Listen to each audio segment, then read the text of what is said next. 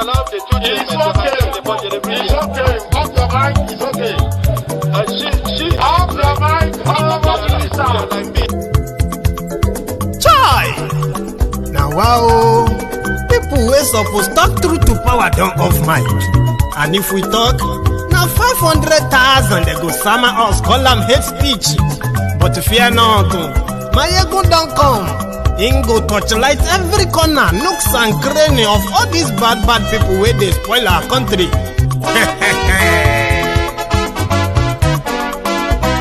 So my people make we loud, oh, yo, yo. Maiyegun don't come, oh, yo, yo. My people make we shout, oh, yo, yo. Maiyegun don't come, oh, yo, yo. Maiyegun don't come, man of the masses, oh, yo, yo. Maiyegun don't come, oh, yo, yo. Maiyegun diary politico, oh, yo, yo. Maiyegun don't come, oh, yo, yo. This one not the off in mind, oh, yo, yo. Maiyegun don't come, oh, yo, yo. And in the touchlight every corner, oh, yo, yo. Maiyegun don't come, oh, yo, yo. Okay, some people be they holla say they want the power. Chai. Them be promise us say we go get light and power. Nah. Them hustle sote they can't get the power. But now they know they do anything with the power. Sure. Every day, dollar just they get the higher power over naira. See them talk say make we off mind. But thank God say Maiyegun don't come. So my people make you loud, oh, yo, yo. Maiyegun don't come, oh, yo, yo. My people make we shout, oh, yo, yo. Maiyegun don't come, oh, yo, yo. Maiyegun don't come, man of the masses, oh, yo, yo. Maiyegun don't come, oh, yo, yo. Maiyegun diary politico, oh, yo, yo. Maiyegun don't come, oh, yo, yo. This one not they off in mind, oh, yo, yo. Maiyegun don't come, oh, yo, yo. Person where they do evil, no one make person talk. Them say that Maiyegun, that man too they talk. He too they talk. Say Maiyegun diary, he they hot like pepper. But every day then they take money in bulk. Woman picking, they the street they hawk. Still them talk say make we no talk. But thank God say Maiyegun don't come. So my people make you loud, oh, yo, yo. Maiyegun don't come, oh, yo, yo. My people make you shout, oh, yo, yo. Maiyegun don't come, oh, yo, yo. Maiyegun don't come, man of the masses, oh, yo, yo. Maiyegun don't come.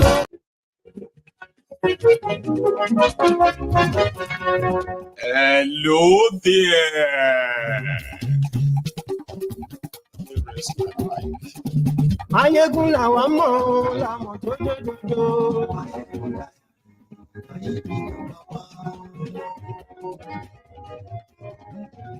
Maiyegun làwa mọ̀, làmọ̀ tó dòdòdò. Good morning to you, good afternoon to you, and good evening to you. From wherever you are joining me from, it is Maiyegun's brunch time. Please share the broadcast.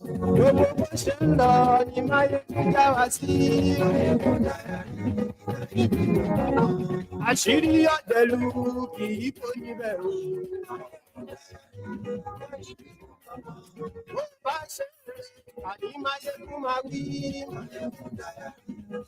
Have you seen Shege?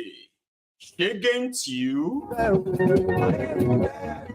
am not here for anybody's pity party. I am not here to make you feel good. I am here to remind you that whatever you are going through or about to go through in Thiefnubu's Nigeria, this is just the preamble. It is coming. You should get ready. I have started seeing those who once told you that God will shame you. By the time Bokohari changed Nigeria, all of you who didn't want Bokohari or who didn't believe that he was transforming your life into poverty, that God will shame you. Most of those miscreants, low lives, sewage dwellers, right? They are back again saying the same thing. All of you who don't want Thiefnubu to succeed, you will see God will shame you. By the time Thiefnubu is done with you, they say all of the way they wait for Thiefnubu to fail. Una go cry. Àwọn olórí burúkú wèrè dédé. President Baruti o. And yes,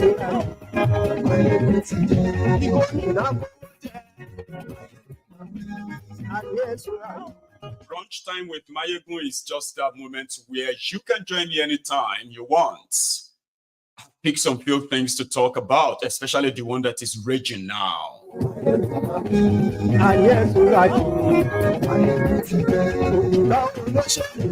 Oye Baba.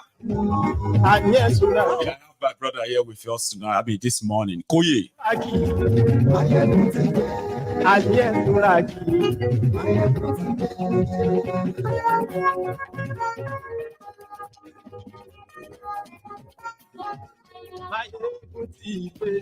So today, now we have just about 2 hours to do this. Okay. So if you are on your way to work, you can just plug me in like a podcast that you are just listening to, radio podcast. And if you're already at work too, you can do same. But if you are almost finishing at work and you can spare your time, please listen and engage with this. A lot of people have said that there is nothing that Nigerians won't take, especially as conquered people. They will puff, they will huff, they will puff and feel like the world is good. If they try us, then they will dare them. If this government dare the poor people, then they will dare them. These people are pushing the poor people to the wall.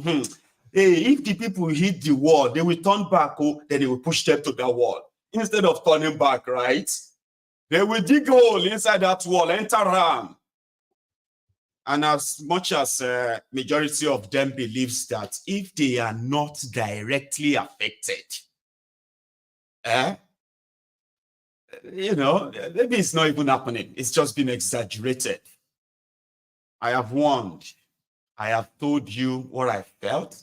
These were not emotional feelings or something. These were things that have been verified, confirmed happenings that you cannot look away from if you are genuine with yourself, not living in denial. So we've put all these pieces together several times, almost every day, to show to you there is nowhere Thiefnubu and his gang, especially when it started from Bokohari, there is nowhere they are leading you to other than the Golgotha. Golgotha is like a mountain, boom, Emma crashing. It's like Nigeria was like this at the edge of the cliff. All it's gonna need is just a little bit of a tip. We have been waiting for that tip for so long. Where is that? What is going to be that point, tipping point? Something they will do that will make you feel like, no, enough of all this madness. Tribal, religious, ethnic, and other divisive rhetorics that they have used to chain you for so long will no longer matter to you. So that tipping point can't be like now forever. Here is another one. Thiefnubu and his gang are here, okay, to make as much money as they can and own as much of Nigeria as they can until when they will no longer have that opportunity. Ask the Lagosians. Maybe some of you, the Lagos, where they abuse me. Some of you have been speaking up about these criminals for so long. But yet, some of you who live in that same Lagos, some of you who live in the, in the shanties that they have turned Yoruba land into. You were there, all of you were there. You witnessed this man. For some reason, your brains went on unimaginable, unbelievable, suspension. An ethnic, tribal, this or that was more important to you. Now, who is protecting that now? Who is protecting your tribal interests now? I mean, your tribal interest is not does not include economy, education, healthcare. infrastructure, jobs, security. If you're a Yoruba or Igbo or whoever you are, here your own tribal, ethnic, all this, they don't include your religious, tribal, ethnic beliefs, right? Here, do they not include good economy, healthcare, education, protection, security, job?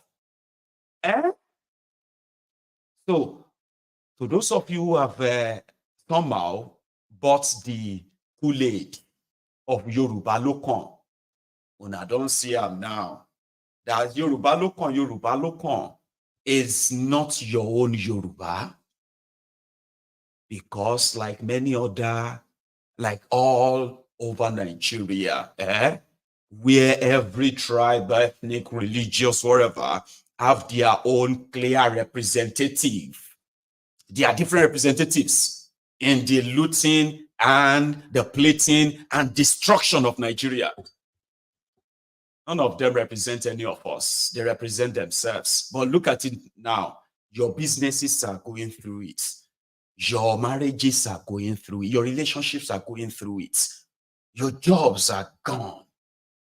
The economic power that you probably should have advocated for is no longer handed to you, whether you are Yoruba or whatever. It doesn't matter anymore. The Shege is so much democratic, except for those who are living in their Delulu, the Lala land. And they are still here. I'm going to show you a few of them this morning or afternoon.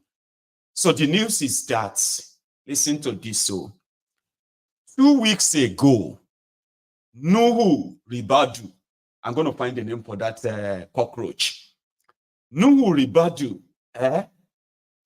said they had to do something about cyber stalking, that they wanted to make a law. They already made all these laws, okay?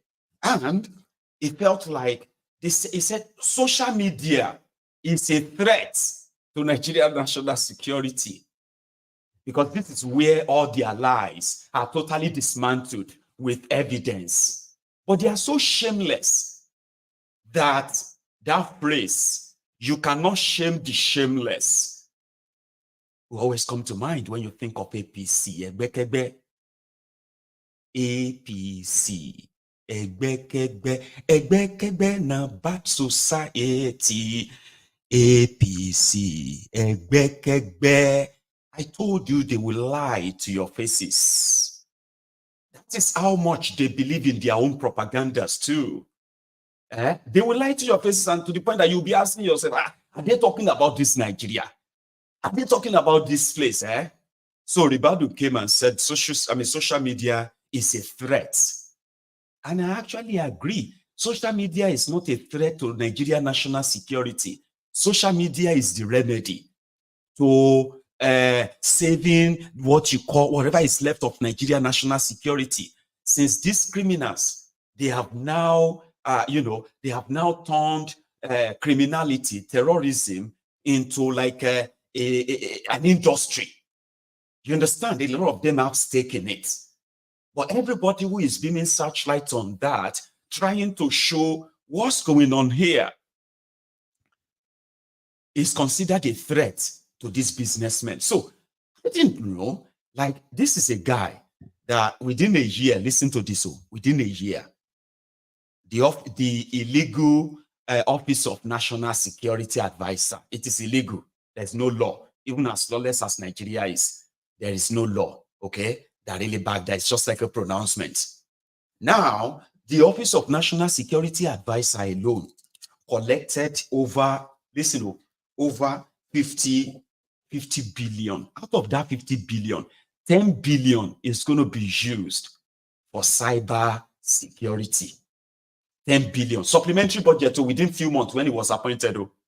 And when they now push their main budget inside the budget of poverty 2024, when they now push that, his office alone is taking over 200 billion, more than the budget for the education ministry, for the education in Nigeria. This criminal Ribadu, anyway, is taking that. All of this to see that they control what goes on out there or who to arrest or how to track anybody who says anything about them. Then they have a ministry called the Ministry of Communication. That is the one in charge of buying and paying for softwares to hack your WhatsApp, your phones, tap your emails, and the rest of that. The former place, the place that ISA pandemic was in charge of that time. So they have budget for that too. All of this have to do with cyber this, cyber that. They are not satisfied. In 2018, Bokohari's government signed into law this 0.5% deposit charges for cyber security. So cyber security then means, this one now means every money you have in your bank, the moment you decide to transfer, for example, I beg give me urgent 2K. So when you give somebody urgent 2K, Ribadu will collect 10 naira. Because for every 1,000 naira, Ribadu will collect 5 naira. This money is not going into any place other than just to Ribadu. They said Office of the National Security Advisor. Ribadu. Okay? So if you remember, they are doing cashless economy where they don't want you to be moving cash about. So you have to transfer money. You have to transact here and there through their banking stuff, right? So see that mind. I know they have a lot of charges they are taking from your banks already. Here you get VAT, stamp duty, what do you call that one? SMS charges, greeting charges. Like they have all these deductions already, okay? But this particular one is going straight to the Office of the National Security Advisor. And I'll tell you their targets. Don't be in a rush. I'll tell you their targets. So if you send somebody 1 million naira, like you want to pay for something, Ribadu will collect 5,000 naira from it. So if you are the heavy mover, you send somebody 10 million naira, Ribadu will collect 10,000 naira from it. And on like that. So they said last year, which is 2022, the banking transactions that took place for the whole year was rounded up at over 600 trillion. If you take 0.5% of that in a year, Office of Ribadu, in the name of a cybersecurity, Office of Ribadu will be going home and smiling home with at least 2.5 trillion naira a year. Is office alone. Just in case you think, but how much is 5 naira? How much is I mean, it's for national security all day. They don't open shop on top of your head, just so you know. Like they've told you before, say education already matter because no be statistics you go chop. But that's how it is. This is a cash out gang. And every move, every opportunity, you see all this naira going up and down. So you don't know that these are the guys who are running a scheme on you in that country. When they will kind of, in the name of trying to defend the naira, they will take huge amount of dollars. You don't know how they do it. You don't know how they spend it. They can come out and tell you, oh, we have given $65 million to the Bureau de Change. You don't know where that is coming from, do you? And you don't even know how much is from that place, Abi. They can come out tomorrow and tell, okay, we've spent 6.5 billion to defend the naira because they have shared the money among themselves. All they have to do is just to open an avenue for it. Okay? Okay, another one. Maybe they told you they remove subsidy, Abi. Okay, listen to this. Normal. Under Bokohari, they said they were paying about 420 billion naira for subsidy every month. Abi? Now, that is over 5 trillion in a year. Okay? Now, 5 trillion in a year. Thiefnubu removed subsidy on the 29th of May, 2023. Abi? So let's say they started saving it from then. Okay? By now, Thiefnubu should have like 5 trillion saved somewhere. Okay?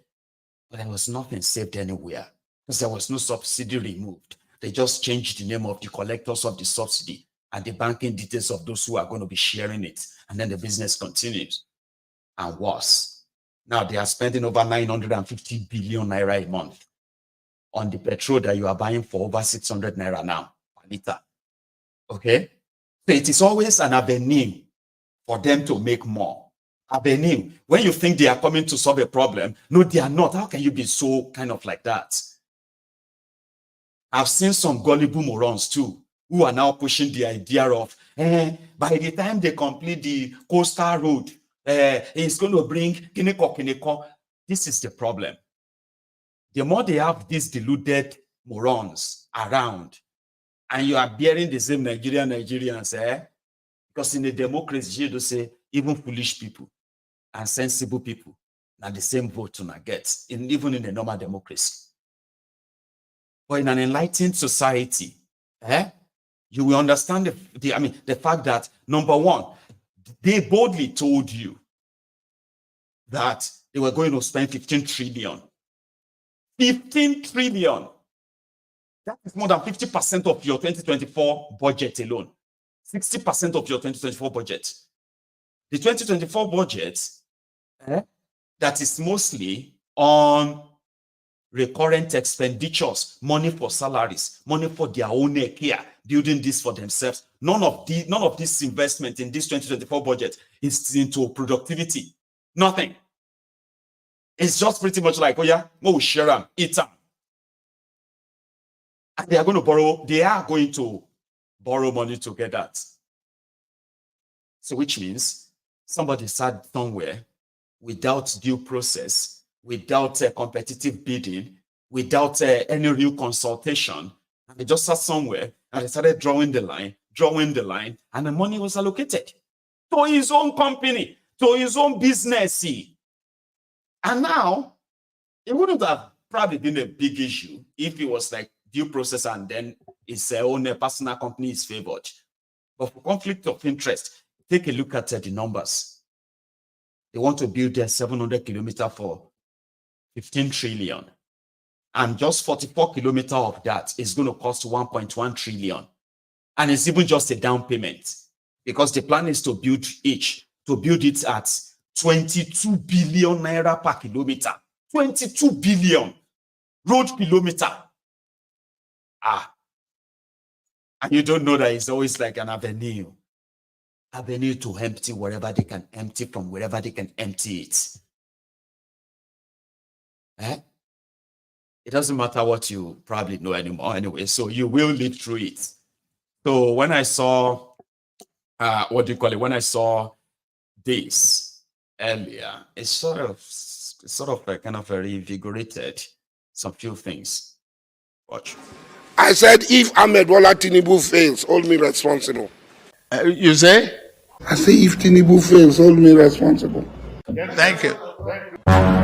The job people are already angry that this is the worst government. We have just started. We must learn a lesson.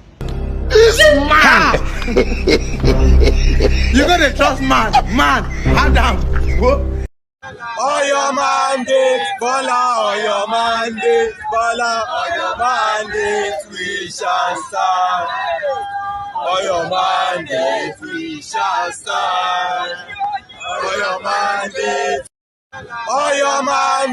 Bola, all your mandate, Bola, all your mandate, we shall stand. And I have seen people, again, like I said, offing and puffing, and others are already saying, why are you upset? How many Nigerians have bank accounts? Because it's the same method, okay? The method of making you feel like the economy is somehow like micromanaged, that some things are only going to affect some certain people and not us. You see, when you see poor people, when you see idiots who wants to make it look like at least the poor people will not be affected now. How many of them have money in the bank? How many Nigerians have money in the bank? Like, it's a good thing, by the way, right? So to them, those of you who have money in the bank, you deserve to be stolen from. Do you understand that now? Like the typical Nigerian, right? if it's not going to affect me, what's my business with the law? Forgetting the fact that it is called an economy for a reason. Because the most people who actually really move money, they are people who are running businesses. Are you listening? Yeah, people who are running businesses. Not you who want to send out 1,000 alone or 2,000, even though you may not be in the majority or so, right? Well, you may be in the majority with not substantial capital base, right? So the businessmen and women whose money they are, I mean, who is moving money every day, transacting business every day, and their money, their profit is being taken like that, supposed profit is being taken, and you think you are going to find your own, you're going to find their services cheaper in that Nigerian economy? You don't see it that way. Just same way they told you, don't worry yourself, just Nigeria is spending dollars. Every time, dollar. Say is it Tinubu that is making dollar high? If not people who are, in fact, are we spending dollar? It is called economic illiteracy. It is not a thing of pride. Dollar is not your money, but you are living in a country that depends so much in importation. No effort in improving your electricity. Thiefnubu said he wants to build, listen to this, what do you call this nonsense, okay? Thiefnubu want to build 2 trillion economy with 3,000 megawatt electricity and a population of 210 million people, and educated, supposedly educated people. They clapped. Just the same way he said, let us slow down the economy. And they clapped, remember? If we reduce the purchasing power of the people, we can further slow down the economy. Let's widen the tax net. Those who are not paying now, if it is inclusive of Bola Tinubu, let the nets get bigger and we take in more taxes, and that is what we must do in the. And they clapped. Yeah, they did. They clapped. I said, oh, yes, you must big, you know. Now he's doing exactly that now. And some think, at least, I mean, I don't have money in the bank. Now people will get money for bank go suffer. So me, I won't suffer. So it's none of my business. Let me even laugh. Or let me even join others and tell them that, what is all this noise? It's because you don't like Thiefnubu. It's because you don't like Yoruba and all that nonsense they will say. But the thing that is affecting you, go. Being a Yoruba is not even protecting you from it. Being a Muslim or be Christian is not protecting you from it. Being a northerner, easterner, or wherever you come from, whatever you think you are holding on to, ignoring this thing that will soon kill you, it's not helping you or saving you from it. And that is why you need to know, so that you don't go ahead and start blaming these innocent village people and say now your village people they do. Even village people they collected now. So they make you economically foolish to the point that they want you to become economically dependent, even economic refugees in your own country. So this is how it works. It will trickle down. Okay? And when it gets to those who are currently giving you this service at unaffordable cost right now, when it gets to them too, they will increase the cost of their services. And then you understand that if you think throwing the stone into the market is fun, wait till a member of your family comes home with a bloody head. And then you realize that it's not always that fun if it is actually going to affect you, or if it is affecting you directly and possibly badly too. So I've seen people reacting, and in another few days, they will calm down, adjust, because the money is already being taken. And this is just the beginning. So in 3 years, Ribadu will not just be a billionaire. It will be a trillionaire. A trillionaire that is in charge of Nigeria cybersecurity. But cybersecurity don't be costly. Is that not something that you should already have in few of your ministries, right? Those who are experts, cybersecurity experts, you could actually hire them and they could monitor all your stuff for you and all that. It won't taxing people to pay for that when you already budgeted and using the already taxed people's money to already pay for that. National security. A contraption is a contraption. And it's almost like impossible to convince somebody in a contraption that they are in a contraption. It usually sounds like an insult. They don't know that they are an embarrassment, not just to themselves, but to the rest of their peers. It's unfortunate, though. Omar, take you to the next one if you think it is. I told you about their propaganda and how they work. They will lie to your face and nothing will happen. Currently, nobody knows where Thiefnubu is. For some reason, right? They did not even tell everyone where he is. So I mentioned it yesterday, and it's just to kind of raise awareness on that because nobody, well, I don't know about you. Me, I'm not wishing him anything bad, though. I'm actually wishing what he wishes himself.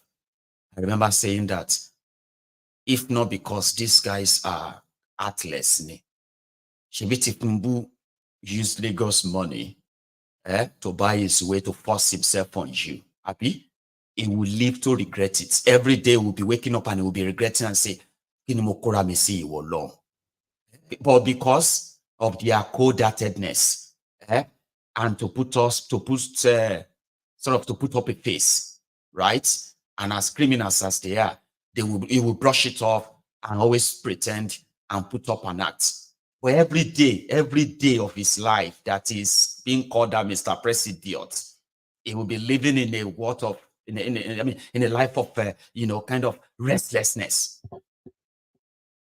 I told you that before, because I know that he will never have any peace. Nobody around him will have any. But they may pretend to be happy and all that, but guess what? They will continue to exist in that miserability. And mind you, they also live in the fear of if things should explode anytime now. In case if you don't know. But so far, so good. Their state captured, the people captured, they are still under the bondage. Yet to break free mentally, or enough of them to actually break free mentally. And they dread that. These guys dread that. So your wish for them also, I don't think does matter. Okay? It's actually what is going on with them that matters. So Thiefnubu is missing, right? I don't have control over what will happen to him or not, and I don't wish him anything that he doesn't wish himself, okay? However, this missing story, it's a kind of a disappearance story I told you will happen, okay? Most of the time you won't see him, okay? Most of the time you won't see him. And when you see him, it is to make your lives hell and then possibly, show you some few embarrassment and other, that is what I have seen. But now that we can't find Kolu, there is a reason why you should be worried. But not worried for the wars per se. Just keeping him somewhere and probably changing some few organs in him too. I mean, health technology has advanced more than you can think right now, okay? But let's leave that. Shittyman was supposed to go to Dallas, Texas 2 days ago. He was seen on his way to the airport 2 days ago. There was a picture of him that they said he was boarding to go to Dallas and represent African American something summit. Then they called him back. They called him back that he should stay in Nigeria.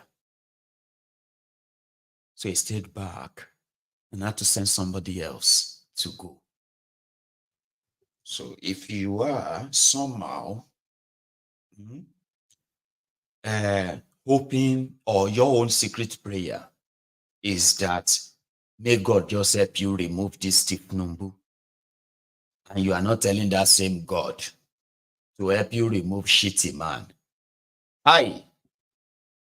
If I say you have no idea what you are praying for, that is why the ideal thing is for the rest of you to know that if anything should go pa, and you ended up in the hand of Shittyman, if you are not in support of make them break up Nigeria before, you better go to the nearest river anywhere you are and dip your head into it like you are being baptized. Because the Shege you are about to face, the confusion and the destruction you will actually encounter can best be imagined. And I'm not trying to make that up. Okay? Because we have seen what these guys are capable of, right? And you can only get it from worse to worse. I remember people saying that was, it's impossible for anybody to be worse than Bokohari. Then Thiefnubu showed up and said, hold my beer. I'll show you how to be worse. But they won't just, like this Thiefnubu that possibly for health reason is stuck somewhere, okay? Plugged somewhere, being fixed somewhere, right? For health reason, he is not in Nigeria. Nobody knows where he is, except for his own sons and people around him. And they are already pushing the agenda of he can rule from anywhere. But where is anywhere? So one of his ministers was on Arise TV again, lying to Nigerians. And that's what they do. They do so with so much confidence that it's so embarrassing. Do you know what this one was saying? That Thiefnubu has improved the healthcare in Nigeria so much that Indians or all these guys, they are coming to Nigeria to receive healthcare. And to my own shock, that's why I saw these Agbadorians under this comment. It's true. It's true. I saw some Indians in my area in Ado-Ekiti. I was so surprised when they said they came for medical clinical. I said, Ado-Ekiti from India. Another one was like, it's true. I saw some of them around Marina, Lagos. They look like Germans, and I think they came to St. Matthew or St. Johnson. As this is how their propaganda work. If you disagree, then they'll come for you. They'll come for you.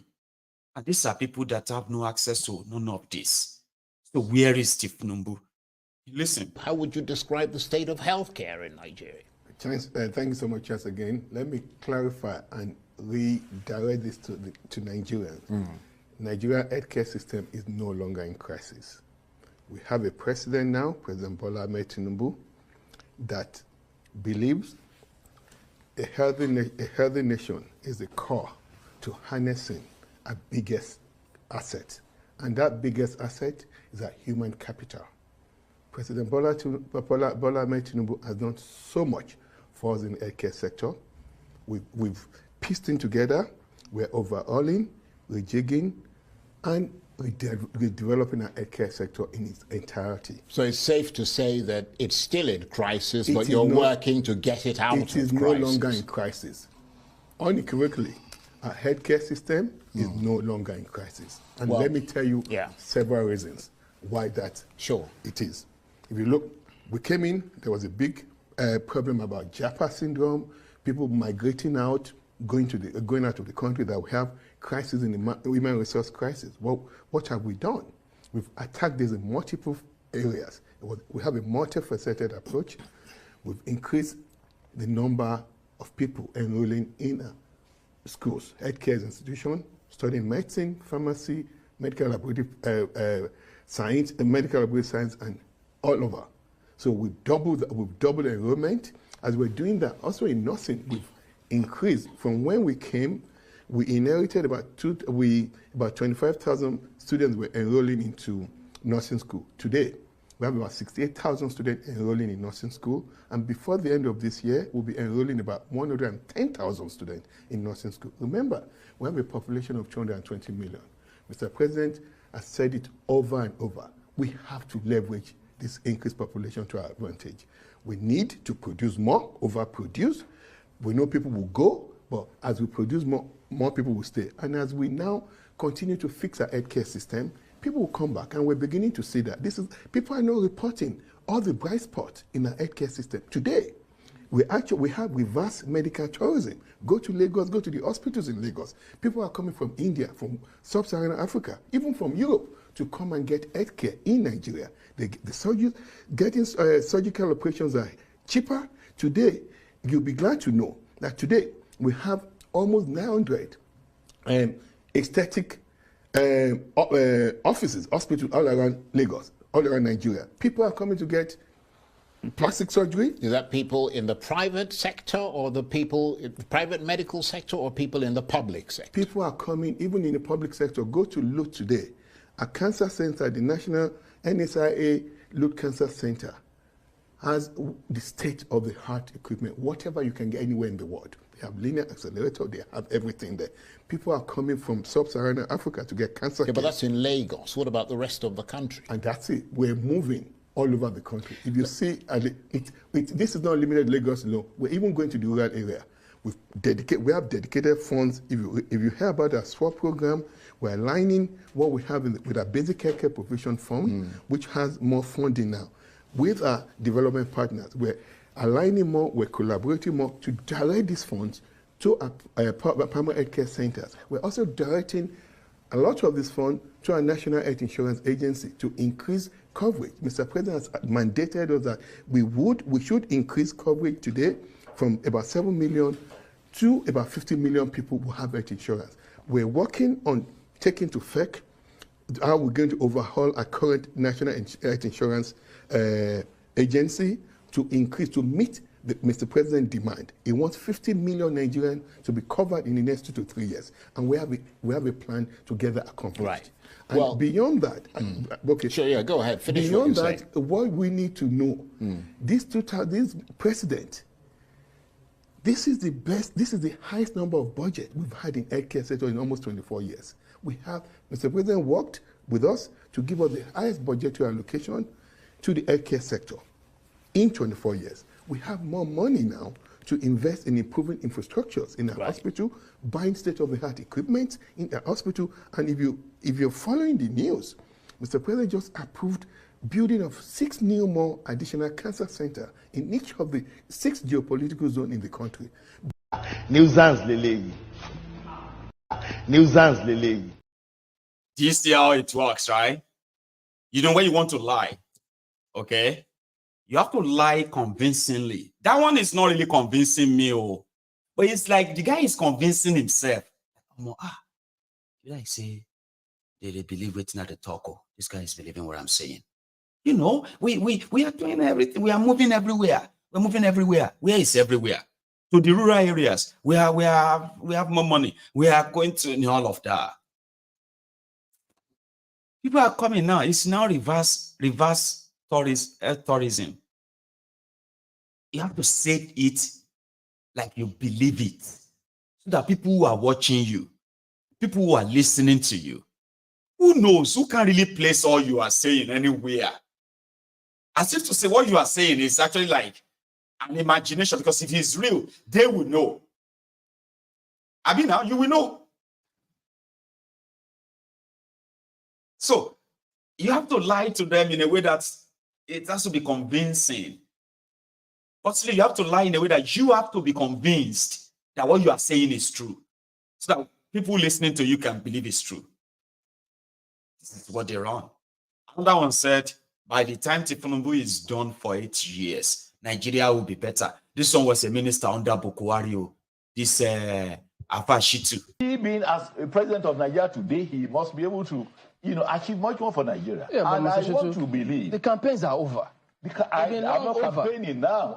Look at the promises. Several. We need to be patient. How long? By the time he's celebrating his first year, I want to believe that he will have a lot to tell Nigeria. By the time it's this where month. he has got, reached as of today, and where he's going to taking Nigeria through. Are you impressed with what you've seen so far? The impact the economy is having on the average Nigerian as we speak. Are you? The truth is, we are all going through hard times, including me. I always admit, because I don't work for government, I don't earn anything. I'm as common as any other Nigerian. And we go through this, going through the same market and all of that. But I have learned to be patient, because in reconstructing any edifice, you need time, you need patience, you need organizational ability and all of that. And I want to believe that in another 2-3 months, Nigeria would be better than it is today. So what makes you say so? Because you've looked at cost of goods, the rising inflation, it's double digits. He says they're going to bring it down, but these figures keep going south. Nigerians, we are Nigerians, we know ourselves. The man who cultivates yam in the farm, is it the cost of cultivation of that yam that makes him to now double or triple the cost of it? When you talk of Nigerian factor includes the greed in us as Nigerians. It includes the nuisance levy. And you see, when this man talks, right, my stomach turns. I know some of you have told me that, how do you, especially Chan, like, how do you sit down, like, listen to some people, what they say and all of that, and you don't flinch? I was like, my stomach turns when I listen to these guys. That's a former minister telling people to be patient. He has no clue what Thiefnubu and his guys are up to. But he is compelled to go there and then, make it sound like it's not that bad.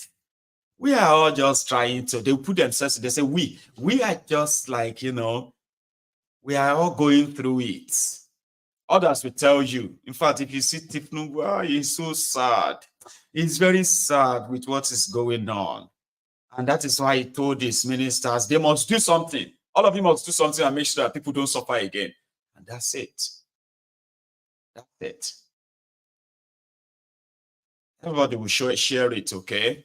And the moment they can't tell you how to get you out of this mess they have put you, there are those who continue to push their usual agenda, tribal bigotry. They camped somewhere recently, and their total conversation is about the Igbos. Sorry if you don't understand Yoruba. When I come back, maybe somebody should help me.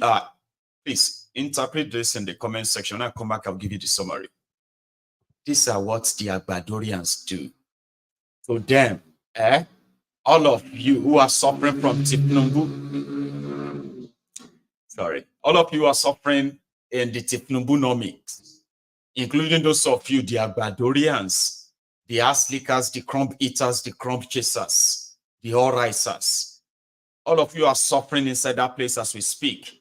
Nobody is even talking about your fuel scarcity anymore. Like usually they will tell you what's going on and what they are doing. Nobody is. All you have right now are just one distraction after the other. You are suffering inside that hellhole right now, all of you. But there are still some Olori Brukus that will continue to, to spread the seed of bigotry. Yoruba versus this, Igbo versus that. Nobody say I can help them. I just want you to see or listen. And they are Nigeria now. Majority of them, they are not in Nigeria. They live abroad, though. Some of them live in London here. Some of them are watching me right now. But one by one, this is what matters to these Olori Brukus in Thiefnubu's Nigeria, where our mothers, I'll show you that one, but listen to them first. Love anybody. Then there's something I discovered here. Dr. Lu, I don't know. Will I be too forward? I don't know what he's doing here because he's not Yoruba and he's not. I don't know. Hallelujah. Dr. Lu. Why would an Olu not be Yoruba? He must be Yoruba now. When is not a bastard? They are not Yoruba. I've come across with one Olu before now. He's just Dr. Olu, socialite or something like that. It's not Yoruba. One, I don't think this Olu here is Yoruba. No, it's not the Olu social. It's not the Olu. I think that Olu social is from Niger Delta. That one is from Niger Delta. Olu So social. because some of them want these guys to be. Ẹ jẹ́ ká mọ̀ sí kùn àwọn tó máa ṣe committee yẹn kan lọ nǹkan tó máa ṣe kan sọ need to be nubi.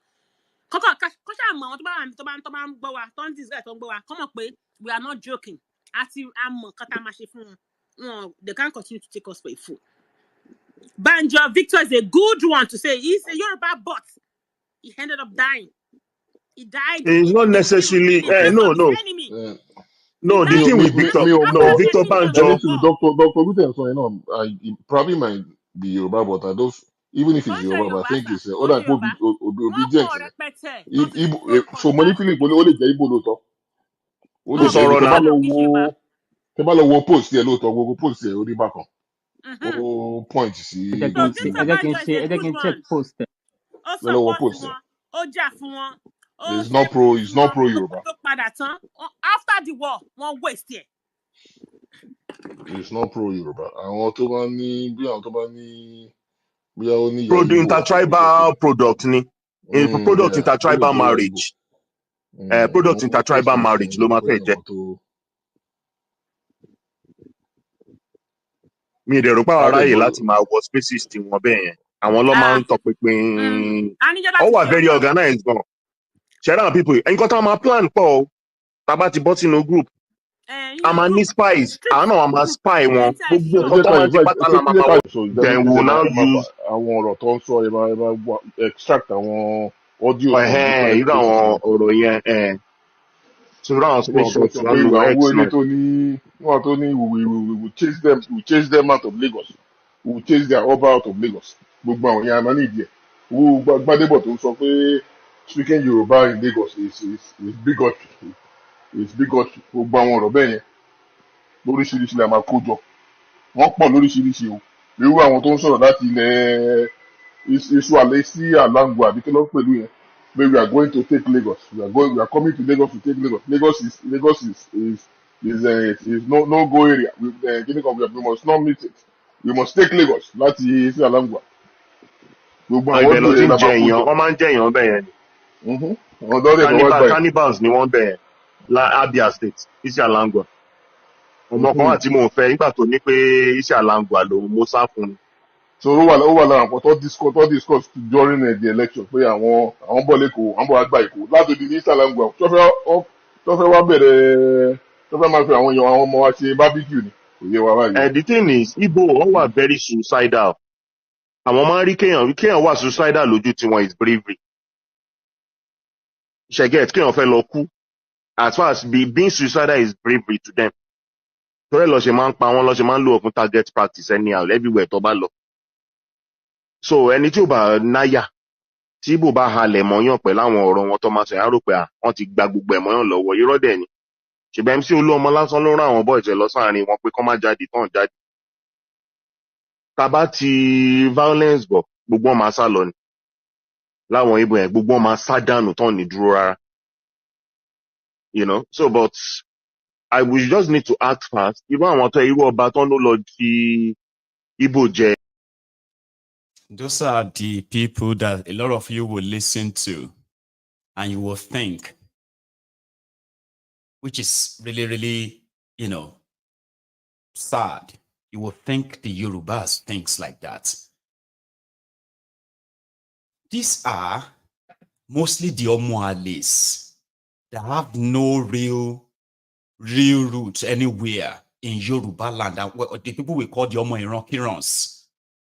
These are people who are attracted to Thiefnubu, who have now turned anyone who is opposed to Thiefnubu to enemy of Yoruba. And to many of you who are using them as a reason, as your point of contact to attack Yorubas, we can see you too. But the point here is this. These criminals, these Olori Brukus that you heard their voice just now, they deal with, they see their fellow Yorubas, just same way they see non-Yorubas who don't, they see their fellow Yorubas who don't tolerates all this political, beggarly or alimajirism. Majority of Yorubas actually reject Thiefnubu. I am from Ogun State. So if you are from Ogun State, you will never, except if you are one of those born slaves, you will never raise up your hand and be like this behind a Thiefnubu. For real. And I think it's the same almost everywhere in Yoruba land. But for political patronage, is money, and all of that, there are those who have had to kind of drag their states to him, using the same judiciary and every other, INEC judiciary and his money. And we can see what they have turned the Yoruba land into. So when you see those guys like that everywhere, they are doing it because of Thiefnubu, not because of Yoruba land. Fulani killed 3 Obas in Yoruba land. These guys know, they know duping because their political leaders didn't tell them that the Fulanis are their enemy. If tomorrow, Thiefnubu and his camp decide to blow the dog whistle that the Fulanis are their enemies, immediately this Omoalis, they will quickly be like, you will think they've ignored the Igbos or they've never had any issue with Igbos before. All of these are those who are politically guided to continue to spread and plant all of these tribal, religious, and they say all manner of nonsense. Just to back that, and know any sensible thing about what we are going through right now. See this person. Number one, you see this video you're about to watch is a mixed one, kind of, okay? I want to believe this person is just, a normal citizen who decided to just reach out to the poor, okay? But this is what Thiefnubu's and Co.'s legacy is in Yoruba land. This would normally have looked like some videos or a scene somewhere in northern Nigeria. But this has become a regular scene now in Yoruba land, the last 24 years of their demonstration of grace. And every Yoruba should be upset with those who have turned our people to this, because they are Yorubas, than you thinking, defending them, and using Yoruba as your as your bigotry sort of a vehicle, as your political criminal leaders. Now, maybe your mama, your papa, or some of them are here. How do you really feel that they have turned our people to this? This is not Sokoto, it's not Borono, and it is not Kano. It is Yoruba land, and it is now regular.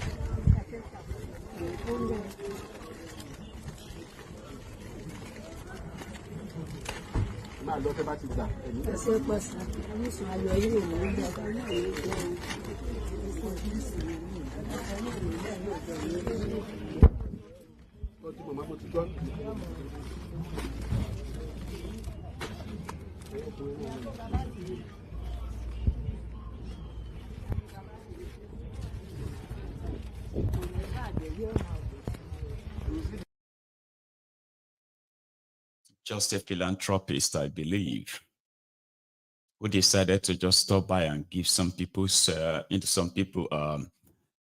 pasta, spaghetti. That's their legacy. Weaponize, make them so poor that they beg. Then weaponize the poverty in a way that you can actually direct them. And that is what those guys are discussing. How to use more violence on the Igbos.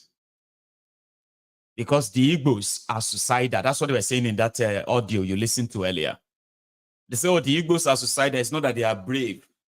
They always think they are brave, but they are suicidal. They are ready to be killed. That's suicidal. So we need to increase violence. The other, I mean, MC Oluomo, it was MC Oluomo that warned them the other day never to come out on election day. Did you see them come out? These are Yorubas. I'm not going to say they are not. Okay? But these are the Olori Buruku Omo Ades in Yoruba land who have now started the campaign of the bloodline. Okay? Who is a full-blooded Yoruba and who is not, and who is this, who is that, and all of that. Sure, you get, they are now doing that now. All for Thiefnubu.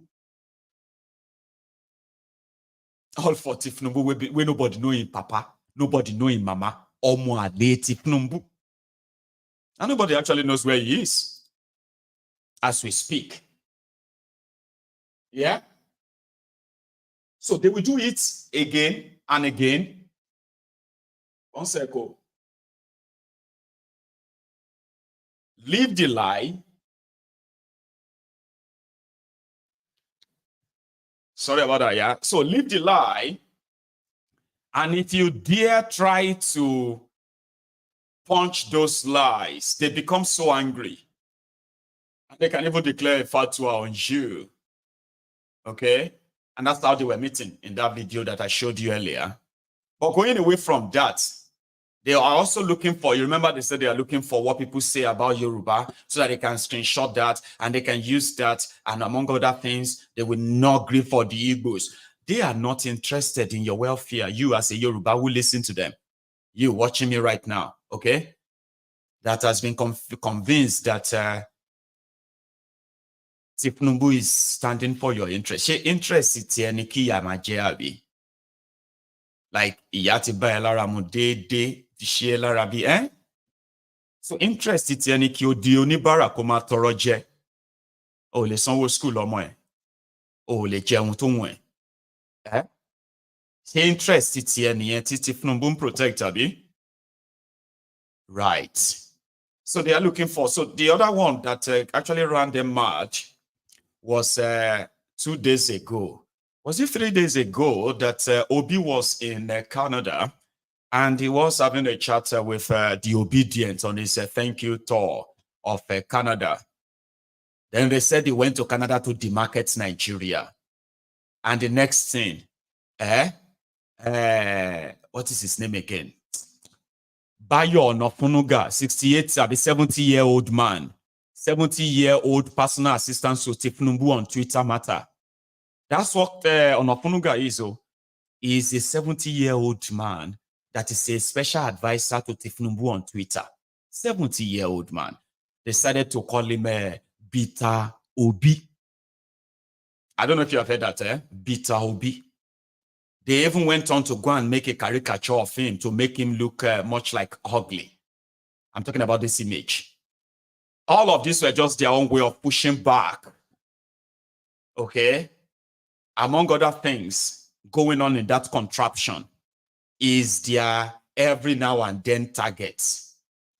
Now, in their own stupidity, for them to make him more possibly uglier, in this regard, they turned him to a Yoruba man with a tribal mark. That then boomerang, it backfired. It backfired in the sense that this is supposed to be the depiction of Yoruba's beauty, right? The tribal and facial mark on our faces, they have their significance. They are not, they are not a symbol of mockery. But look at what Thiefnubu and gang, look at what they did. They put a tribal mark on his face so that he can look, ugly. Indeed, it's still pretty much better. So the original face of Kolu, I mean, this is Kolu's face originally, right? So they said one of them, I mean, some of them actually ran mad when they saw this video. Listen.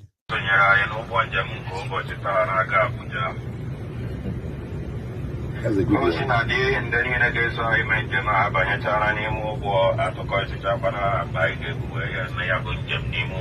Ibamaka.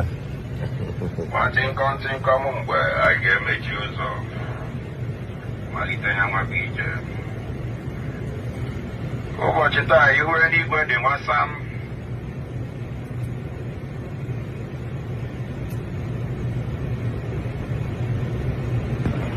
Ya bụ anyị malite onye nwapụ njem anyị na-elegara anya na anyị ga-arịgoro n'akara ogo dị elu nke ahụ ndị iti siri n'elu mmiri bụrụ gbagobe ruo n'akara 2027.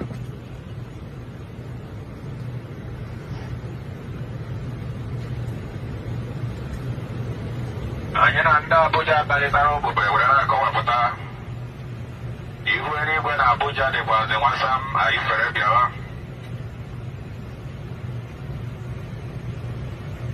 Mana ozi anyị na-anata na-akọwapụta na enwegasịrị ụmụ urugburu ndị dị aṅa ndị agbagasịrị ajị na ntị na-ebute nwa ọma jigijigi nọchigasịrị ụzọ anyị ga-esi agafe banye Abuja. Mana obi ya nọ n'ụlọ mmiri maka na anyị ga-akaba ahụ zere ndị anyị ga-ezere ezere pịofe ndị anyị ga-epiofe epiofe.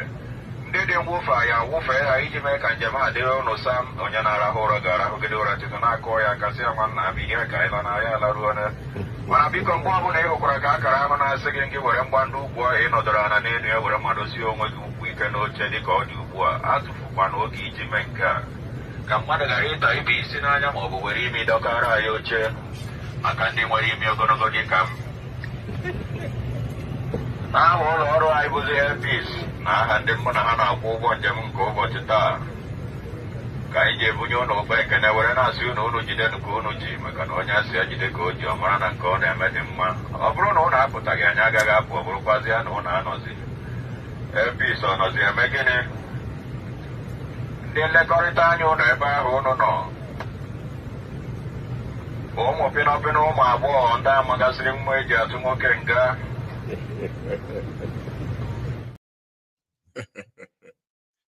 That's right. That was the Airpeace, I think Airpeace pilot making an announcement in Igbo language.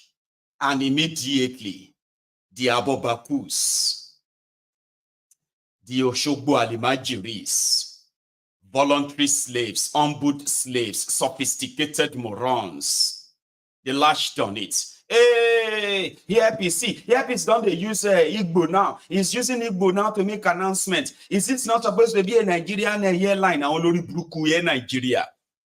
I've been Nigeria here.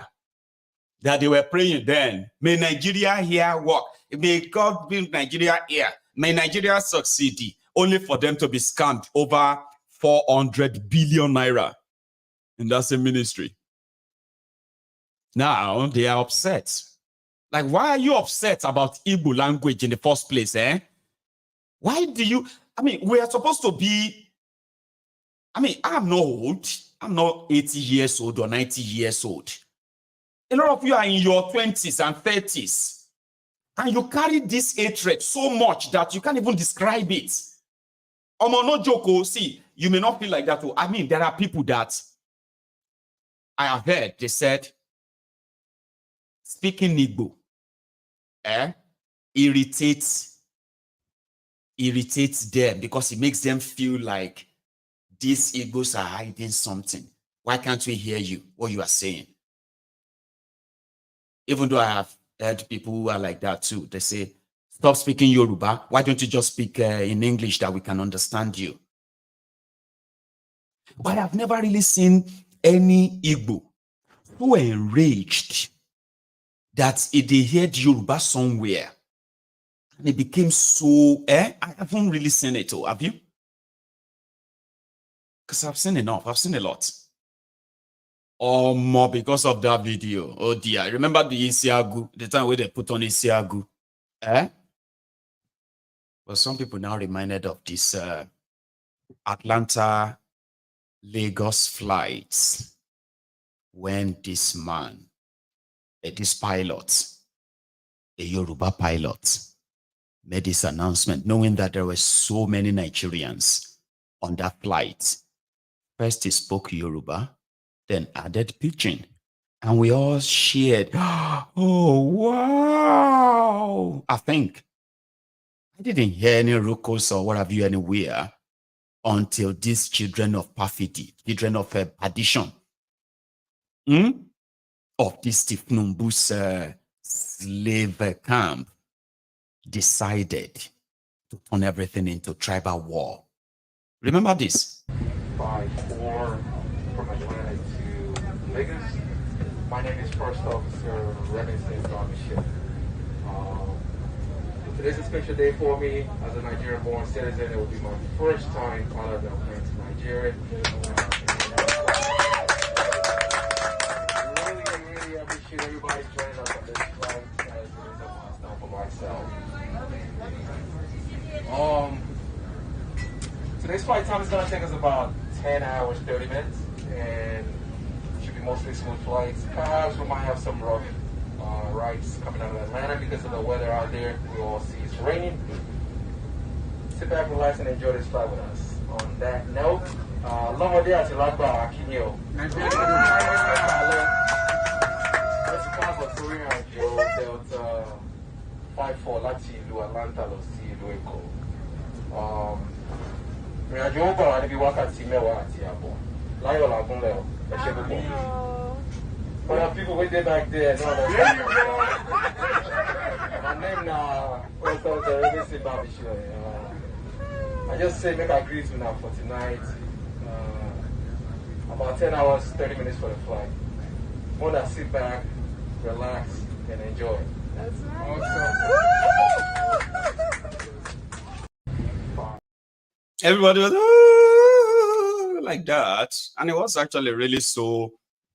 It was like really refreshing when that video made it to the internet last year, I believe. There's so much going on in Nigeria right now. There's so much destruction and damages that these guys are undertaking. There are so much destructions of lives and properties carried out by different policies of this criminal government in Nigeria. People are dying. People that shouldn't die are dying.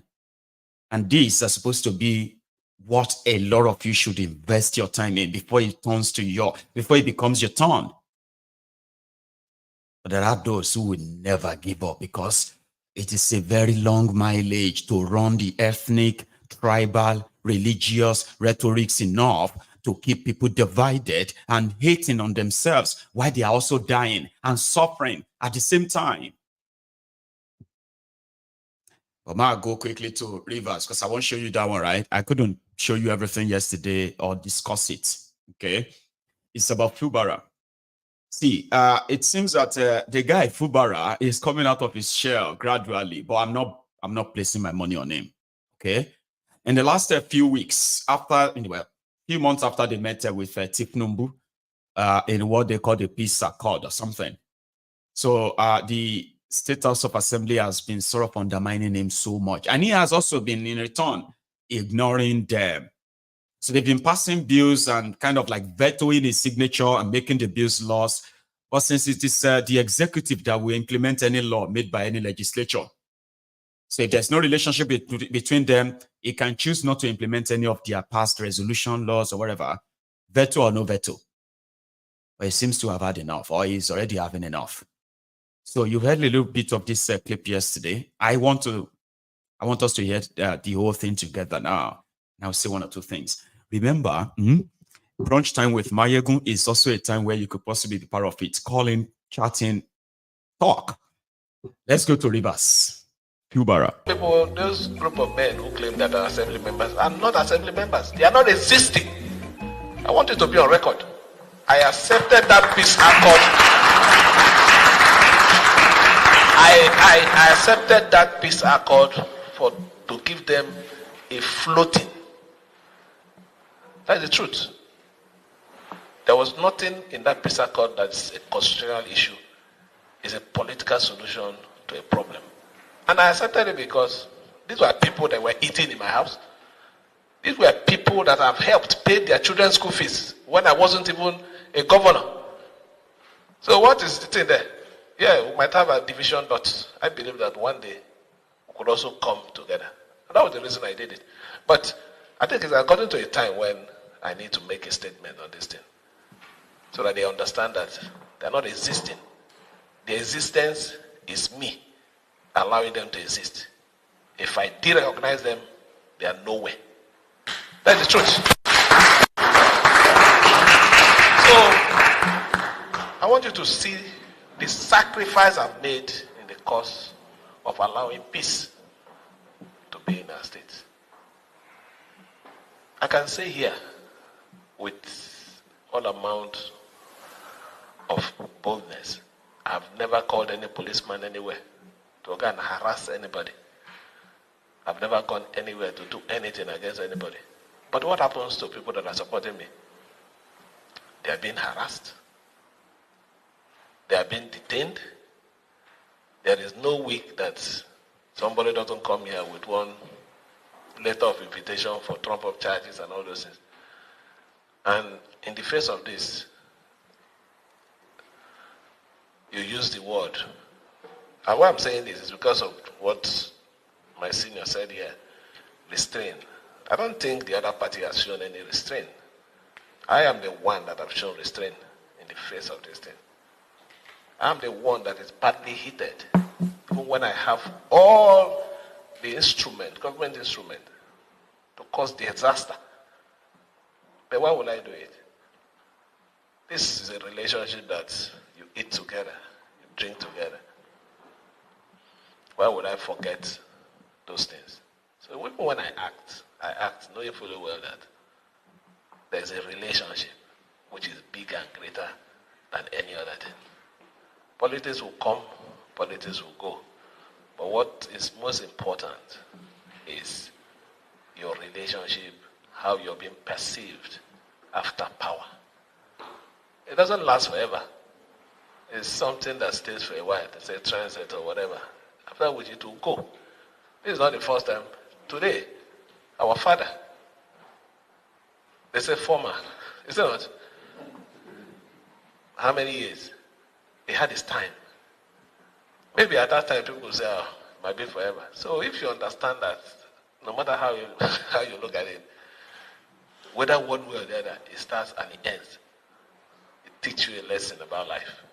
Things that my commissioners ought to do when they hide the information from me. He calls me to tell me this. You don't know what I'm going through. I'm working with my own enemies. Imagine where your commissioner, your attorney general will go to sabotage you. It's as bad as that. But they will all get, they will get their reward. Not in next world, though, in this world. So you see, if I had not gone to reconcile with my brother, I would have been in bigger shit. So I've already started benefiting, reaping the fruits of that relationship, that peaceful relationship. It's unfortunate, let me also say this. What brought us to this level is, we don't have leaders in River State. Let's not pretend. What is happening in River State even happened in Bayelsa. But people could call and say, don't do this, and they said, let's let it go. It was done here. But nobody listened, because the leaders have sold their conscience. Because of what? Not even good money. Not good money. If you're doing something because of money, it should be good money. Me, I want to live here and be that kind of leader that will look at you and tell you the truth. That is what leadership should be. And that is what, when you leave an office, when you are considered an elder statesman, that is the quality of an elder. It's not issue of, let me satisfy, it's going to give me social contract. No, it's not about contract. It's saving the soul of our state. I will continue to do those things that are right to make you people proud.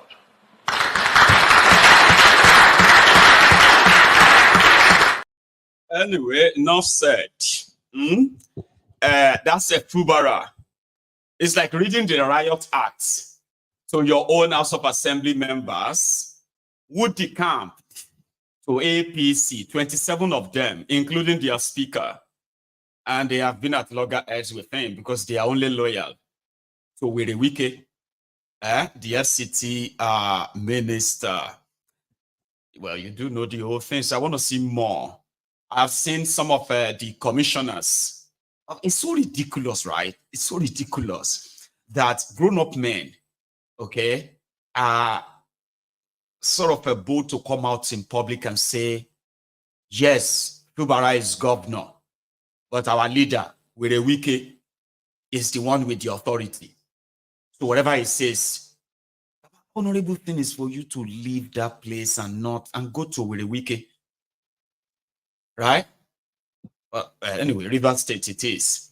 You know, it's a drama that never ends. So I want to see more of Fubara, showing up that kind of a macho, and possibly let it blow up from anywhere it's going to blow up from, okay? Or maybe it's going to be in Abuja. 5 days ago, a young boy died in the custody of his school. 4-year-old boy was brought to school by his parents, and he was left in the custody of the school, only for the school to call them that the young boy had a crisis and died. And there's no further explanation. So the family then were prevented from even coming to the school. The police won't listen to them, so they had to go back there and create a scene. Then the police showed up. I'll give you the follow-up on this. So this was like 2 days ago.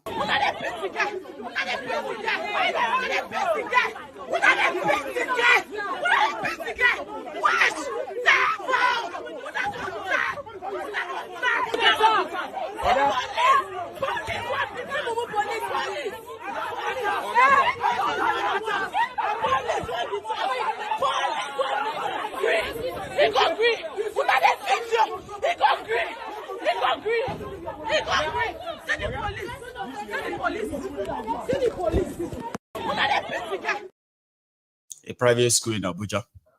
I have a caller on the line. Hello there. Hello, good afternoon, Mr. Maiyegun. Good afternoon, sir. How are you? Thank you. I'm fine, and you? Yeah, very well. Thanks for asking. Oh, okay. This is Bright. I'm calling from Italy. This is Bright. Brighto. Yes. It's good to have you this afternoon. Please, go on. Thank you. Thank you. Maiyegun.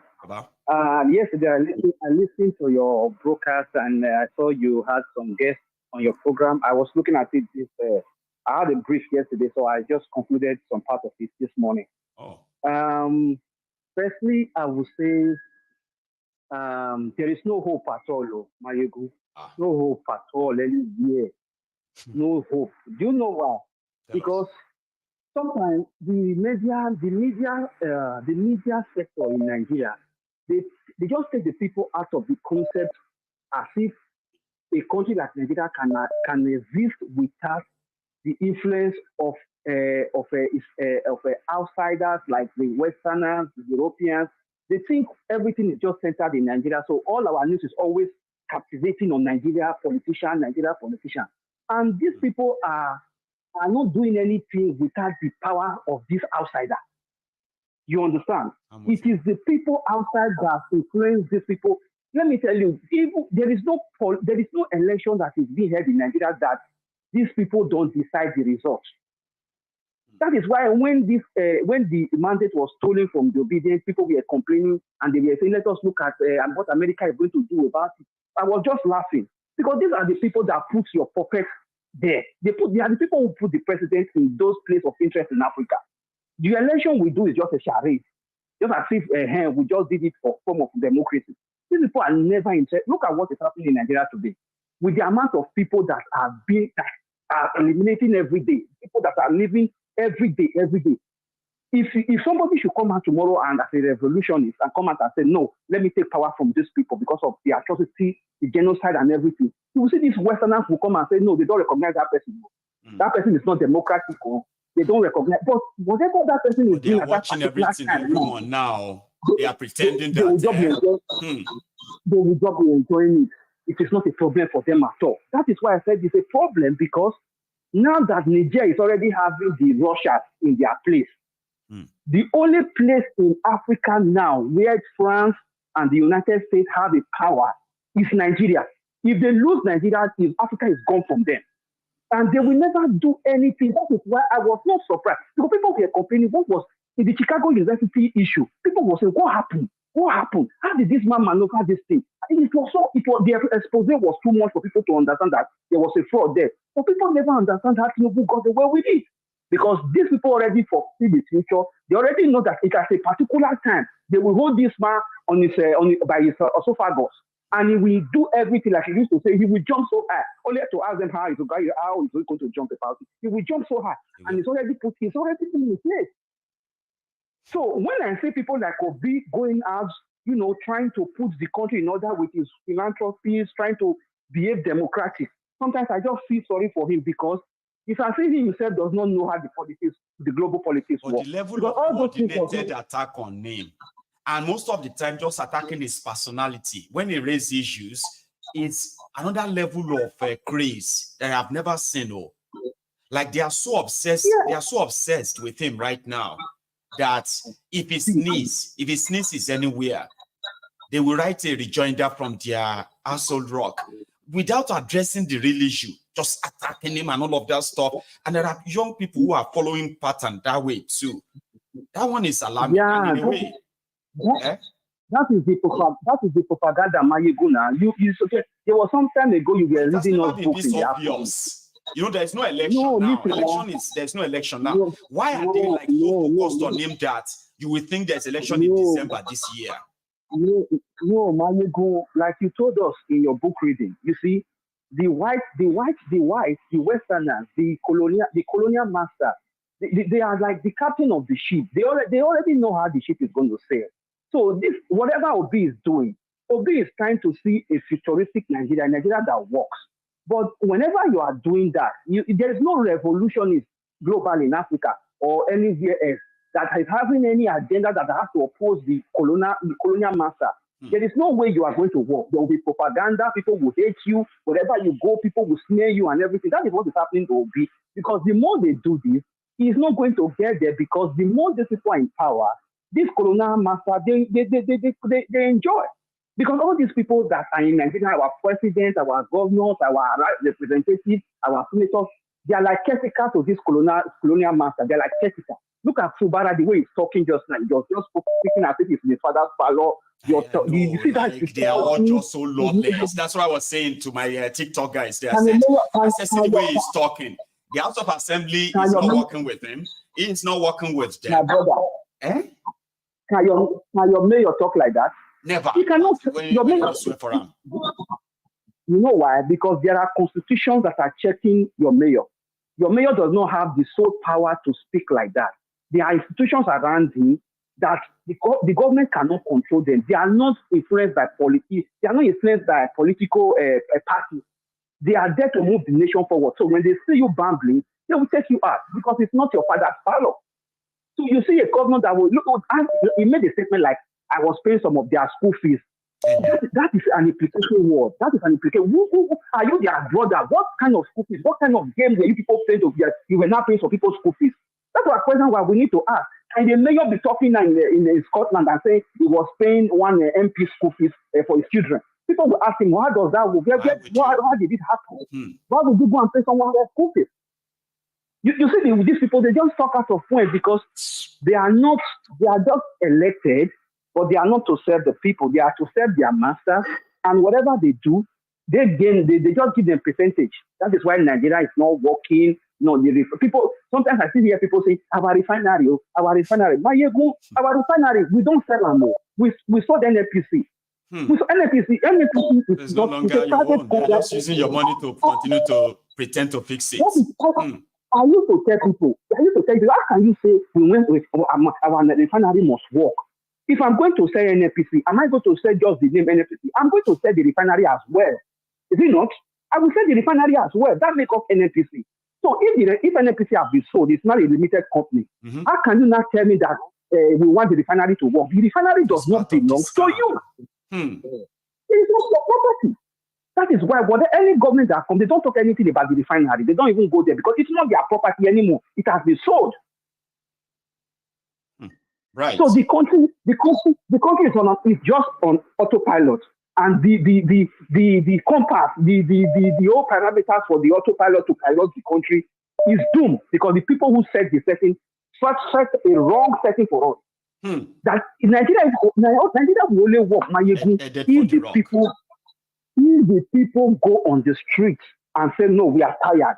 If not, whether you pray from here to Kenya or to Egypt, where we did now we go there.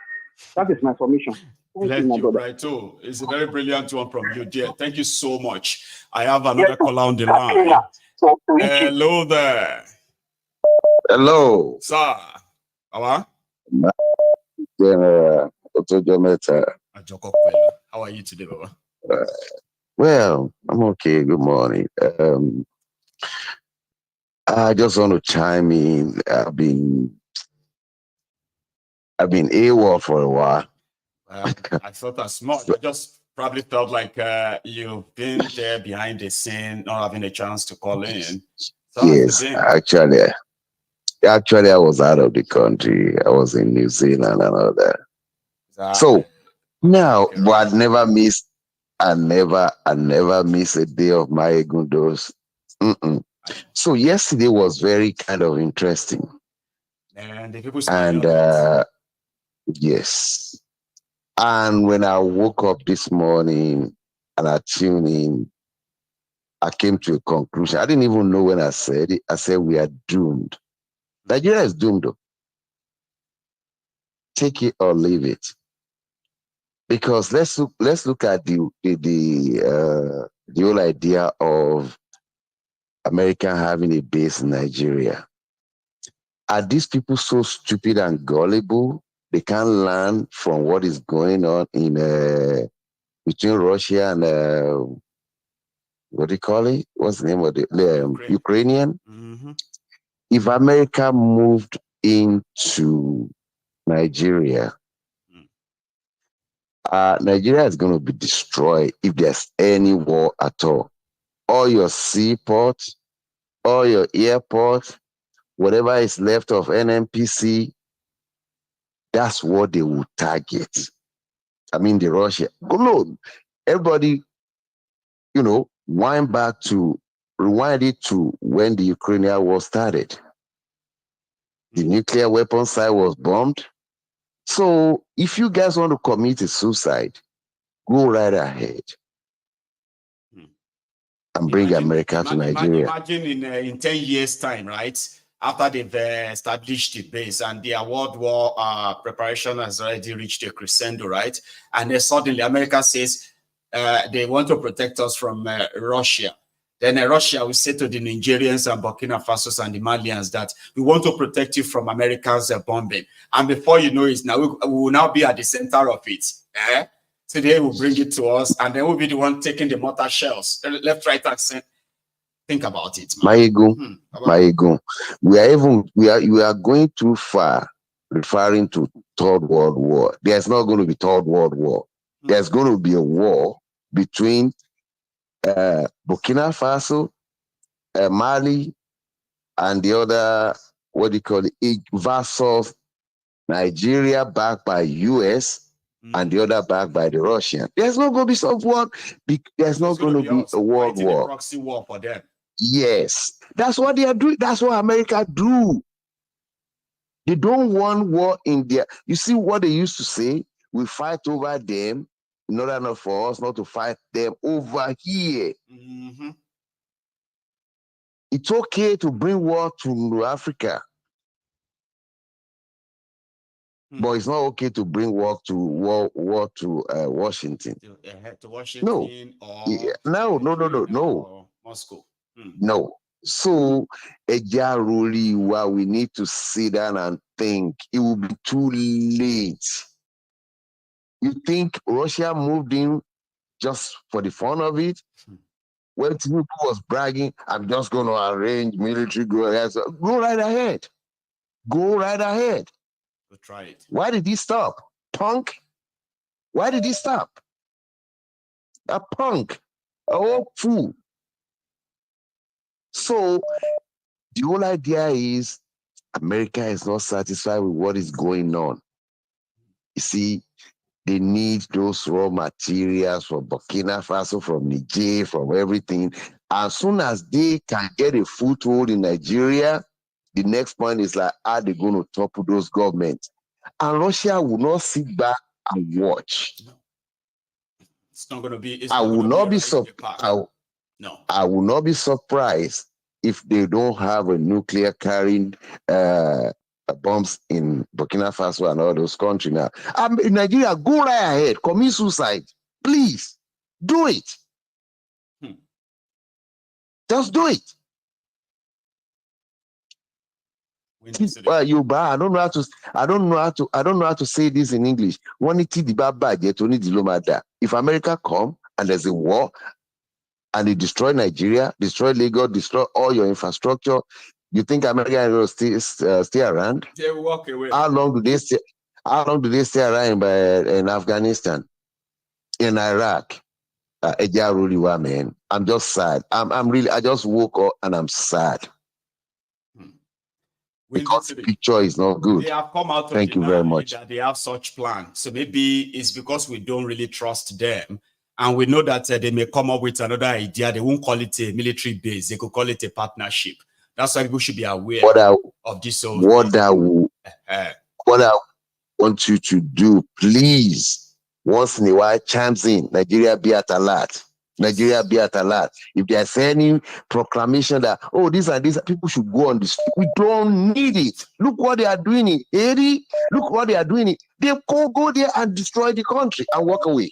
I mean, Baba, we are reading about, you can see all the videos of the killings in Congo right now. And how much trillions of dollars worth of resources they've taken from there. What would it take this Western power to go there for the sake of the poor people there, right? And crush those rebels and bring peace for real? America could do that. Even if it's going to be like that of Afghanistan, 20 years at least, for the people of Congo to even have peace. For just a year or two. But they don't care. They don't care. They would rather supply the weapons to the rebels. Why the stolen resources continue to flow? It's not fair. It's not. For somebody to win, somebody has to lose. Nigeria. We have enough problem.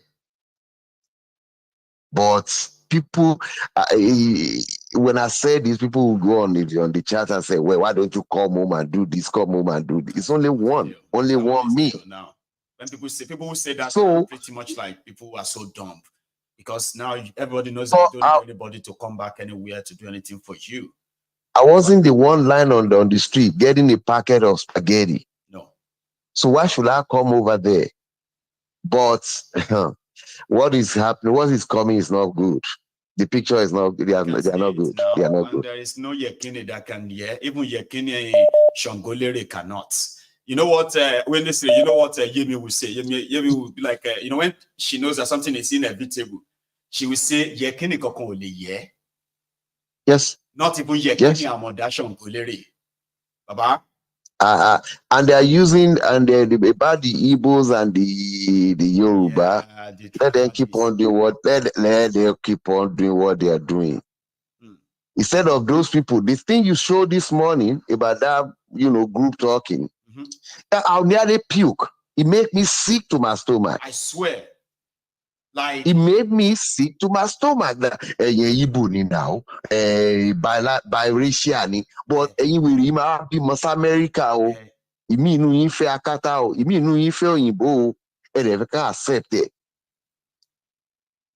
But there was a time in UK they say if your mother and father is Nigeria or whatever, they are not supposed to be citizens. Up to a certain level, everybody was up in arms. Yeah, it is still the same up till now. So tell me, Maiyegun, I'm just sad. I'm not gonna lie to you. I'm just sad. Thank you. I haven't ruined your morning, okay? Because no. Yeah, I mean, 20 Shuma, when it's your Miami Diba Wally, and they come out and they started laughing. They just lied to each other. They lie to themselves. Let me say to the English speaking audience: when two brother or two sisters, disappear into a room to have a serious conversation, and both of them come out giggling and laughing, they just lie to each other. But when they go behind those doors and they come out frowning, they already spoke the truth to each other. So what you put out this morning, it made me sick, but it's the truth. It's not comfortable, it's the truth. It's good to know. And keep doing what you are doing. God bless you. God protect you for us. Amen. Have a great day, okay? To Windy City. Okay, now. That's, one of the elder veterans on this platform. I've got just about half an hour to go, so we can still probably have like maybe 3, 4, 5 calls before we call it morning. Hello. Hello, Maiyegun. Baba, how are you? I'm fine, no. It's a quiet, no, Parliament. How are you? We did well yesterday to get the discussion going, and it was really fun and fine. I know. I mean, it was one of the interesting ones we've had in ages, so because it's like everybody just came with their different bazookas, and it was just hitting the point like that. Honestly, yeah, it was good. No, where's Tinubu? Me too, I'll be asking, where is he now? Where is our president? They are not telling us. Do you know this is the same thing they did for Bokohari? For months. Then they will start blaming you that, or they will start attacking you and say you are wishing him dead. Do you want him to die? It's a simple question. It's the president. It's no longer that Thiefnubu political leader of APC. He's the president of the country.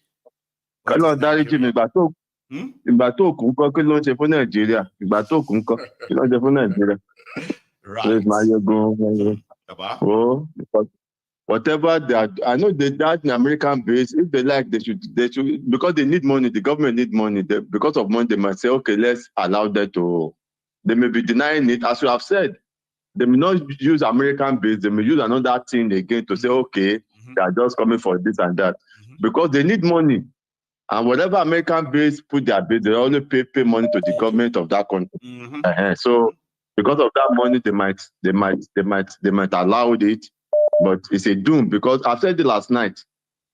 The purpose why they want Nigeria, they want to come and put base there is because they don't want Russia and China to take over the West African side of it. They've already lost the other side. And for them to now sit down and see Russia and China take over Ghana, Nigeria, Togo, and the rest, they would rather go to war for it. Good afternoon, my brother. God bless you. God TV. Sir, thank you so much once again, okay? Enjoy the rest of the day. Thank you, sir. So I have another caller. Yeah. Hello. Hello there. Can you hear me? Baba Maiyegun. Baba, how are you? Baba, hello. I did. Good afternoon to you, sir. I hail you too, Baba. Good morning. Yeah. How's it going, sir? Yes, sir. Not bad, not bad. We have good weather today, so I'm very happy. Enjoy it while it lasts, too, Baba. We also have a sunny morning and sunny afternoon right now in Glasgow, but I can't bet that it's going to be the same before evening. So enjoy it while it lasts. So yeah, you are here this morning, and you can hear all happening or coming from that Nigeria. Where are you pitching your tent? Well, I will try scatter here and there, really. First one now is around this increase in charges for deposits. You know, as in, it's like there is no respite for Nigerians. There's really no respite. It's like they will slap, as in they go slap us here as you're trying to recover from this one. They slap you there. You try to recover, they slap you there. I mean, come on.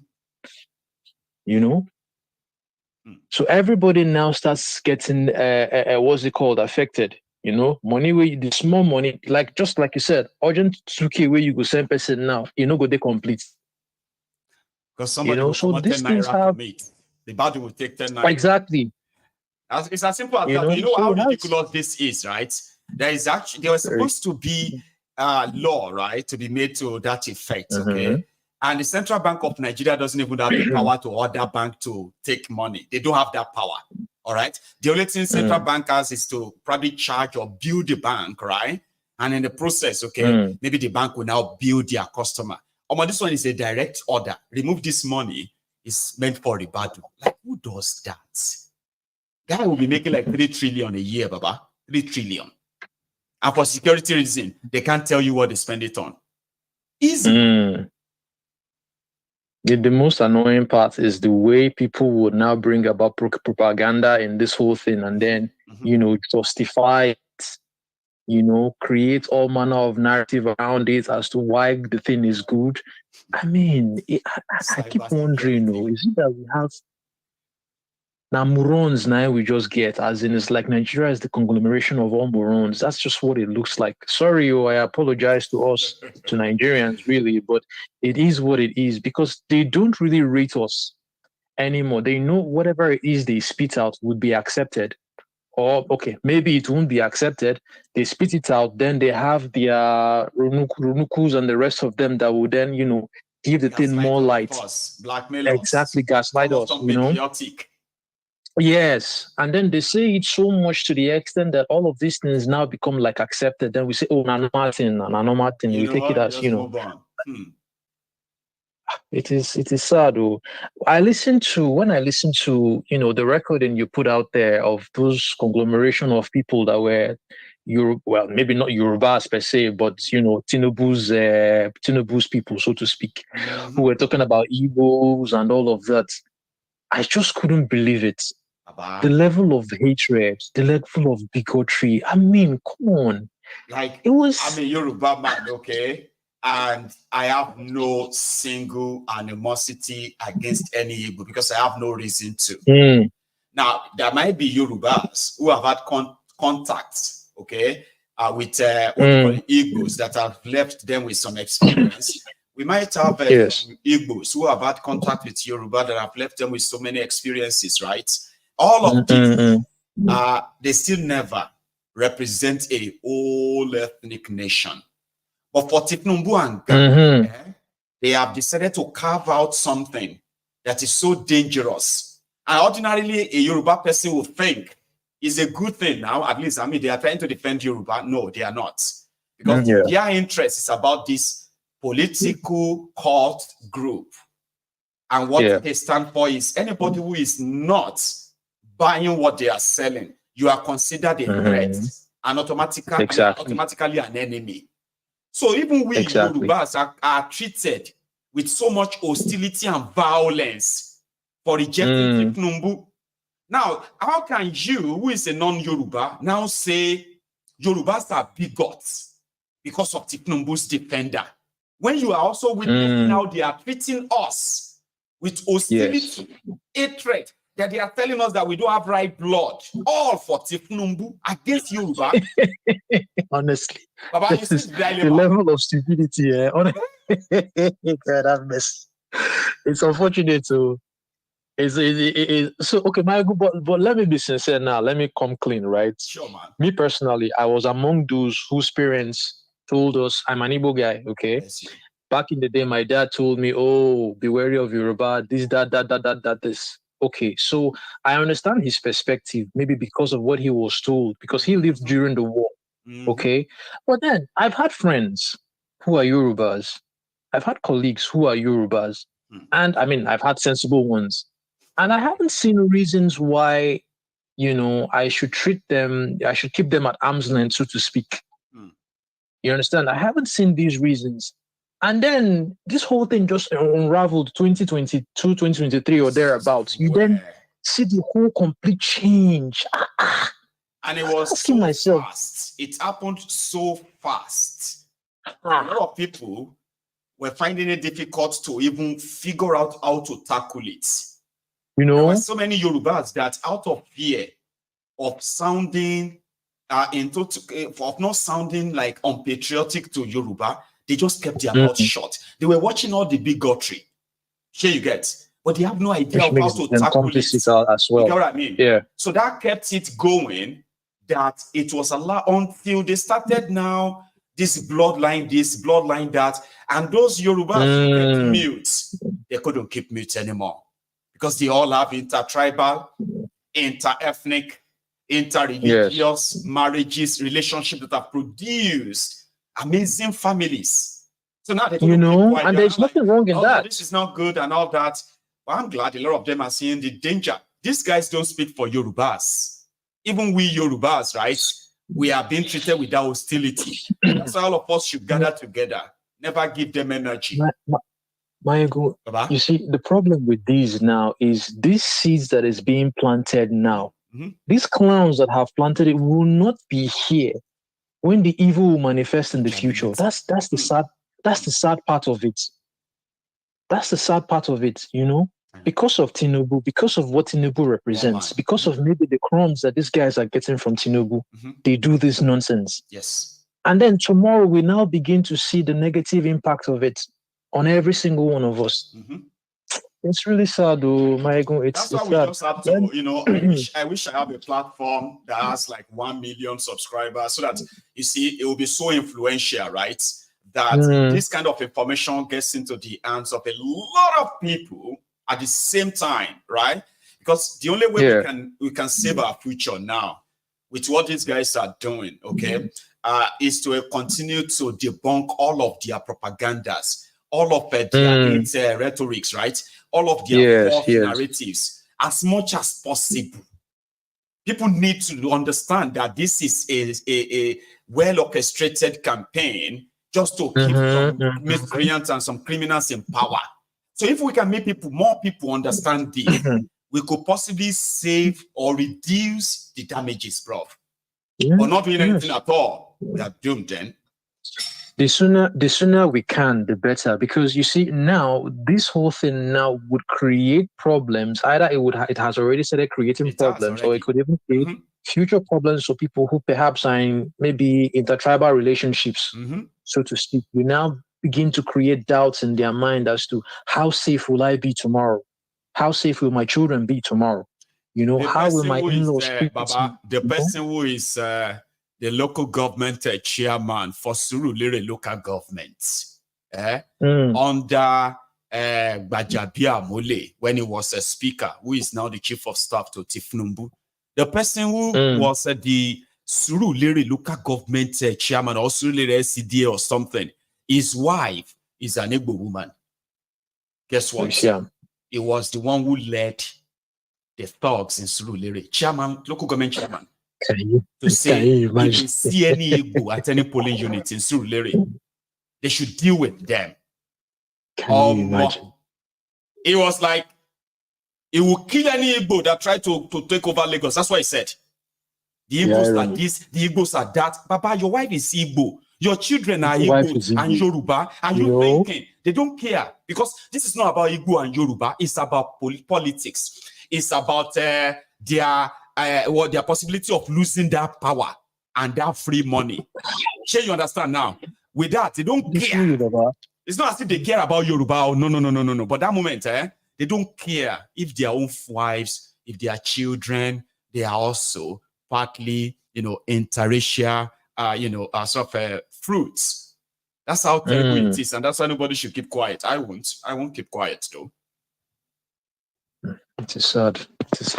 But thank you very much for taking my call. I appreciate the time, man. Thank you so much. Too, man. Thanks so much for stopping. All right, now take care and greet Abeke for us and your family. I will. God bless you. My regards to yours too. Okay. Nice one, Baba. So that's a good one. I'm gonna possibly take. Okay, I think I can still take like two calls. Okay, but here is the first one. Hello there. Hello. Hello, sir. Maiyegun. Baba. Good day. How are you doing? I am very well. How are you too? I'm okay. I'm Steve from the Netherlands. Steve from Netherlands. How is yeah, I want to thank. I know. I'm Steve, okay. I want to thank Netherlands you for is your Holland work. too now, Abi. Oh, this is my first time of getting to you. It is. Thank you so much, sir. Steve. Please. I'm so happy for what you are doing, man. Thanks, man. I say, make I thank you well. Say you do good job. Thank you. You know, say, if we get people like you, many, Nigeria go change. I say, make I thank you well. God bless you. You get something where I want to talk. Go ahead. Where I want to talk, but I know say you go verse some people, but I go talk them. See talk them, you know. See, for Nigeria to be okay, they're supposed to close all churches within Nigeria. They're supposed to close all mosques within Nigeria. May they go open rehabilitation center for Nigerians. Yeah.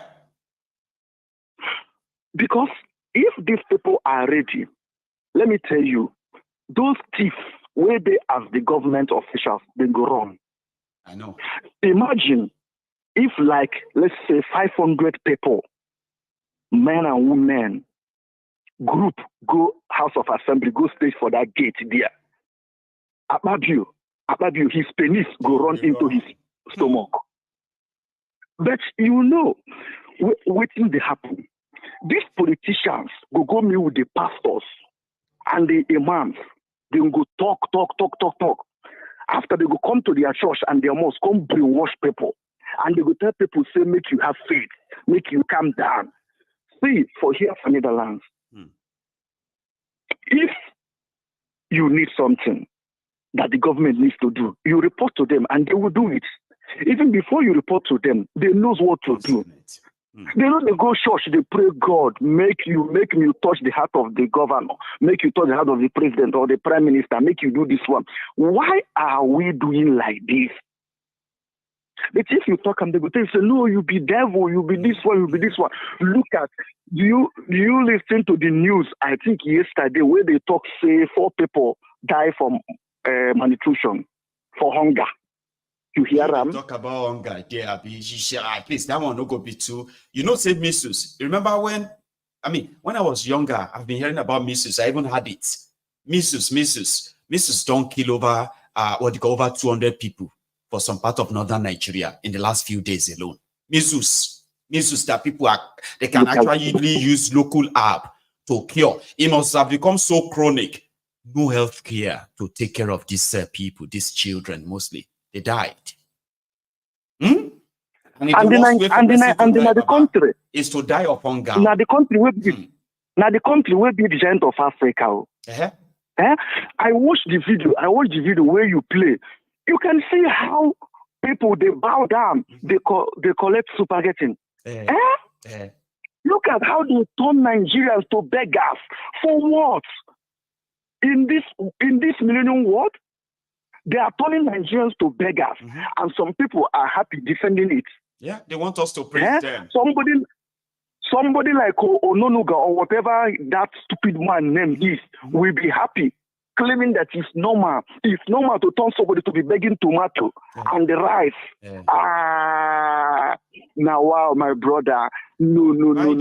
They are done, Steve-O. This is just less than a year. By the time they are done, see, you and I here, we will just talk for 1 minute, we will cry for 5 minutes. You know that kind of thing. You say, hello, Maiyegun. Yeah, hello, this is Steve-O calling from Netherlands. Maiyegun, please give me 2 minutes. May I cry small? I'll talk after 2 minutes. Because situation will get to that part where word of mouth can't describe how a lot of us will feel for people. And it's not even like something I'm wishing on them. It is going to happen, but it's going to happen gradually. It's already there. Steve-O. Every time they will be calling, begging. My daughter is sick. My son is sick. We're hungry. Why not go to the government house? Stay there. Nobody go enter. Nobody go come out. Make they see if the army go come shoot everybody where they there. See? Even the so-called pastors and bishops and the imams, if they carry their people go there, that is Tinubu no go tell the army make they shoot them. And it's the whole world go shout. Because all they want is all of them there.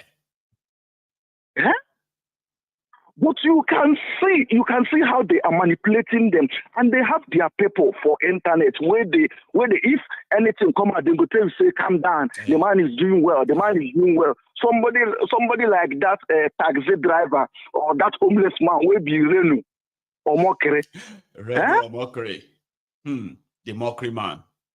A total mockery. The worst part of it, they refuse to do what they need to do.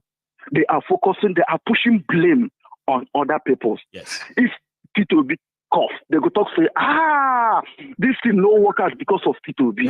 Waiting for some people be concerned. They will tell you say because the way in the cough. And when you tell them, say, how you been? I say, you know, he when he was in Anambra governor, when he's Anambra, what did he do? I say, Baba, this is 13, 14 years ago. This is your life now. This is you now. What do you think will happen? What is Thiefnubu building for you now that in 14 years' time you will not? What is this kind of wizardry? Now, witchcraft, that people who actually live what they should be so concerned about for what doesn't really add any guard. They are worried about 2027, that some of them won't even make it to that 2027. Where hunger, they kill people now. People, they cry. As I call them for Nigeria, if you hear complaint, you go on. You know, sometimes I block them. I block them. So I say, make you don't disturb me, make I rest. If you still remember years back, where this man, what do you call Erufai, what did he do to people for Abuja? What did he do people? How he take govern? How he do people for Kaduna State those days? Maiyegun, I'm trying to say, the son of this man, one day, if Nigeria no change, he will come the president, begin to oppress our children. I am telling you. It is. As the father take oppress us, now waiting the son go do. Even this Thiefnubu now, just give a marry in the next 15 years now, that boy, that's the year or waiting they call him, that criminal. He go consent to be president. Stibo, 16 years is a long time. I'll tell you something. See, before now, Shege is the richest youth currently. When you use the standard of, say, the king of politician is the richest politician's kid in Nigeria. He's a multi-billionaire, okay? Now, without anything at all, you see this Shaguri's road that they hurriedly put together, 15 trillion, for Shaguri. That coastal road, Tinubu coastal road, where people they hungry. And now 42%. Now 42% shares Thiefnubu get for Shaguri businesses. Sure you get. You see? And now Shege, they hold the board seats. The board, I'm a member, is a board member of the Shaguri business group. Okay, so whatever they do anywhere, 42% of that belongs to Thiefnubu through Shege. He's already he's going to be a multi-trillionaire by the time his father is done. And of course, he will be governor. Then he will attempt to be president later. Here you understand? So it's already ongoing. Yes. And as for those ass lickers, they are happy to lick that ass of the father, of the son, and possibly of the mother. Steve-O. Hi. Nigerians are not serious. I'm telling you, Maiyegun, they are not happy serious. Slaves. Happy slaves. You know, thief no go come your house, thief successfully. If an insider no tell them, say how things be for your house. You know that one. You believe me for that one. I believe. So the people where they near these people, now then they tell them, say, make they do like this. Say people go they happy. Say people go they happy for them. This thing we talk now. If we reach 2027 now, if you give them 5,000 naira, they go begin to jump up again. It go be like say no be because dead, screen maybe in power now. Because no be say Tinubu or MCO Molowo, no be him come carry those ballot box. No be him they go to beat people. No. Now his slaves, now his workers, where go they do that thing? And that his workers, now the people where still go they follow these people, go they die for hunger. Can you imagine they go tell you, say, kidnappers block people for road, kidnap people. 7 kidnappers, for example, 10 kidnappers will get gone, block people for road. kidnap like 15 people. Is that no be crazy? No be crazy. And what out of it, if something happen for one person for Nigeria, others go to look away, say, consign me, consign me. You see the crazy. Assuming say as they block them for road, another car they come again, like 4 buses come, tell me whether those kidnappers no go run, they go kill everybody. But they don't say, I no care, consign me, I no care, but one day you go consign them. Say, you get one program where they talk, if they carry another person corpse, it go be like, say, what do they call them? Now stick they carry, or now wood they carry. But when they carry that person own, the person will not say, so now so the thing they pay. I know now. You know how they put up, Steve-O? They talk say, I think it's a Shekiri. It's not a Shekiri proverb or something like that. It's pretty much like from that. They say, when you carry somebody else's, somebody's child's corpse, it may look like it may actually look like you are carrying a log of wood. But if you carry the corpse of a son, your son, it will be so heavy. And that is the burden of losing a child. That is yours. So sometimes, right, you don't even have to lose a child. Just imagine it, so that you can speak up for those who have lost theirs. Steve-O, my time is up, okay? I will be such a... Thank you, bro. I appreciate your work. I beg, especially those times where you translate those books for us. Those books where you read that time. Maiyegun, you are doing a great job. Thank you. Thank you so much. God bless you, Thank you, bro. Right? No worries, man. Enjoy the rest of the day, okay? I should see you all. Be careful about yourself over there, because not everybody way near you will like you. I know. Somebody feel sell you for 200 pounds. Just make you take careful, my brother. Thank you. I beg. God bless you, okay? That's a good one. And thank you so much to everybody who really cares about me and my safety and every other thing, okay? And I will keep being careful. All right? I will. And this is where I'm going to draw the curtains now. I need to go. Taking Akinola for swimming. And I have to kind of leave the studio temporarily. Please, you can sit back and watch the replay of the People's Parliament yesterday after this. And then you can join me later in the evening for the prime time. Thank you so much for your time. And I will see you later. Good afternoon.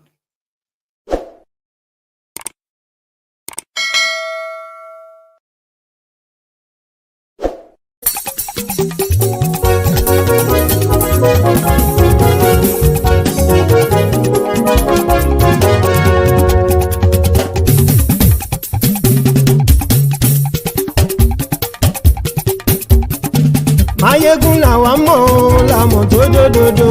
Maiyegun diary Maiyegun number one. Maiyegun làwa mọ̀ làmọ̀ tó dòdòdò. Maiyegun diary Maiyegun number one. Maiyegun ti dé o ọ̀rẹ́ ara ìlú. Maiyegun diary Maiyegun number one. Lórí Facebook, lórí YouTube. Maiyegun diary Maiyegun number one. Gbogbo bó ṣe ń lọ ni Maiyegun já wa sí. Maiyegun diary Maiyegun number one. Àṣírí ọ̀jẹ̀lú kì í bò níbẹ̀ o.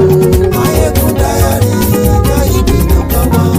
Bó bá ṣe eré àní Maiyegun máa wí. Maiyegun diary Maiyegun number one. Ó sì tún ṣe eré wàá gbọ́ níbẹ̀ o. Maiyegun diary Maiyegun number one. Maiyegun diary political. Maiyegun diary Maiyegun number one. Godfatherism kò sí lọ́rọ̀ Maiyegun. Maiyegun diary Maiyegun number one. Ẹ farabalẹ̀ sẹ́ o kẹgọ́rọ̀ lẹ́nu o. Maiyegun diary Maiyegun number one. Àní Maiyegun làwa mọ̀ tó dòdòdò. Maiyegun diary Maiyegun number one.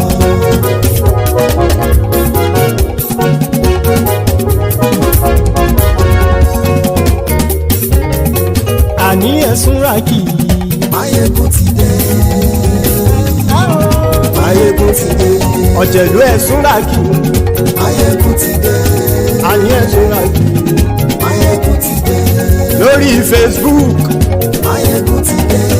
Àní ẹ̀sùn ràkì. lórí YouTube Maiyegun ti dé.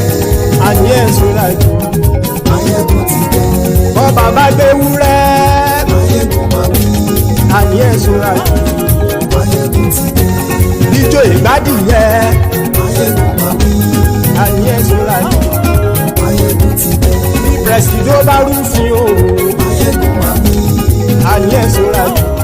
Maiyegun ti dé. bí gómìnà kówó jẹ Maiyegun máa wí. àní ẹ̀sùn lájú. Maiyegun ti dé. ọlọ́pàá tí ń darí bá Maiyegun máa wí. àní ẹ̀sùn lájú. Maiyegun ti dé. aṣòfin tí ń rúfin o Maiyegun máa wí. àní ẹ̀sùn lájú. Maiyegun ti dé. òpùrọ́ olóṣèlú Maiyegun máa wí. àní ẹ̀sùn lájú. Maiyegun ti dé. ọ̀jẹ̀lú ẹ̀sùn ràkì Maiyegun ti dé. àní ẹ̀sùn ràkì. Maiyegun ti dé.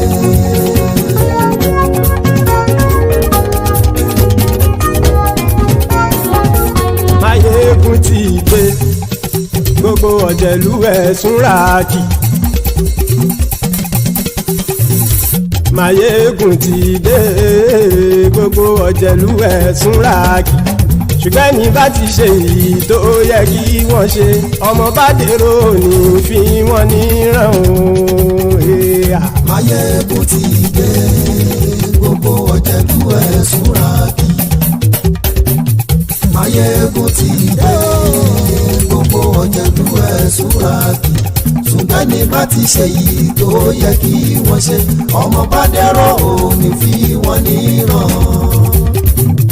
wọ́n fowó bẹ́ẹ̀ o Maiyegun ó sọ pé wọ́n ò bẹ́ẹ̀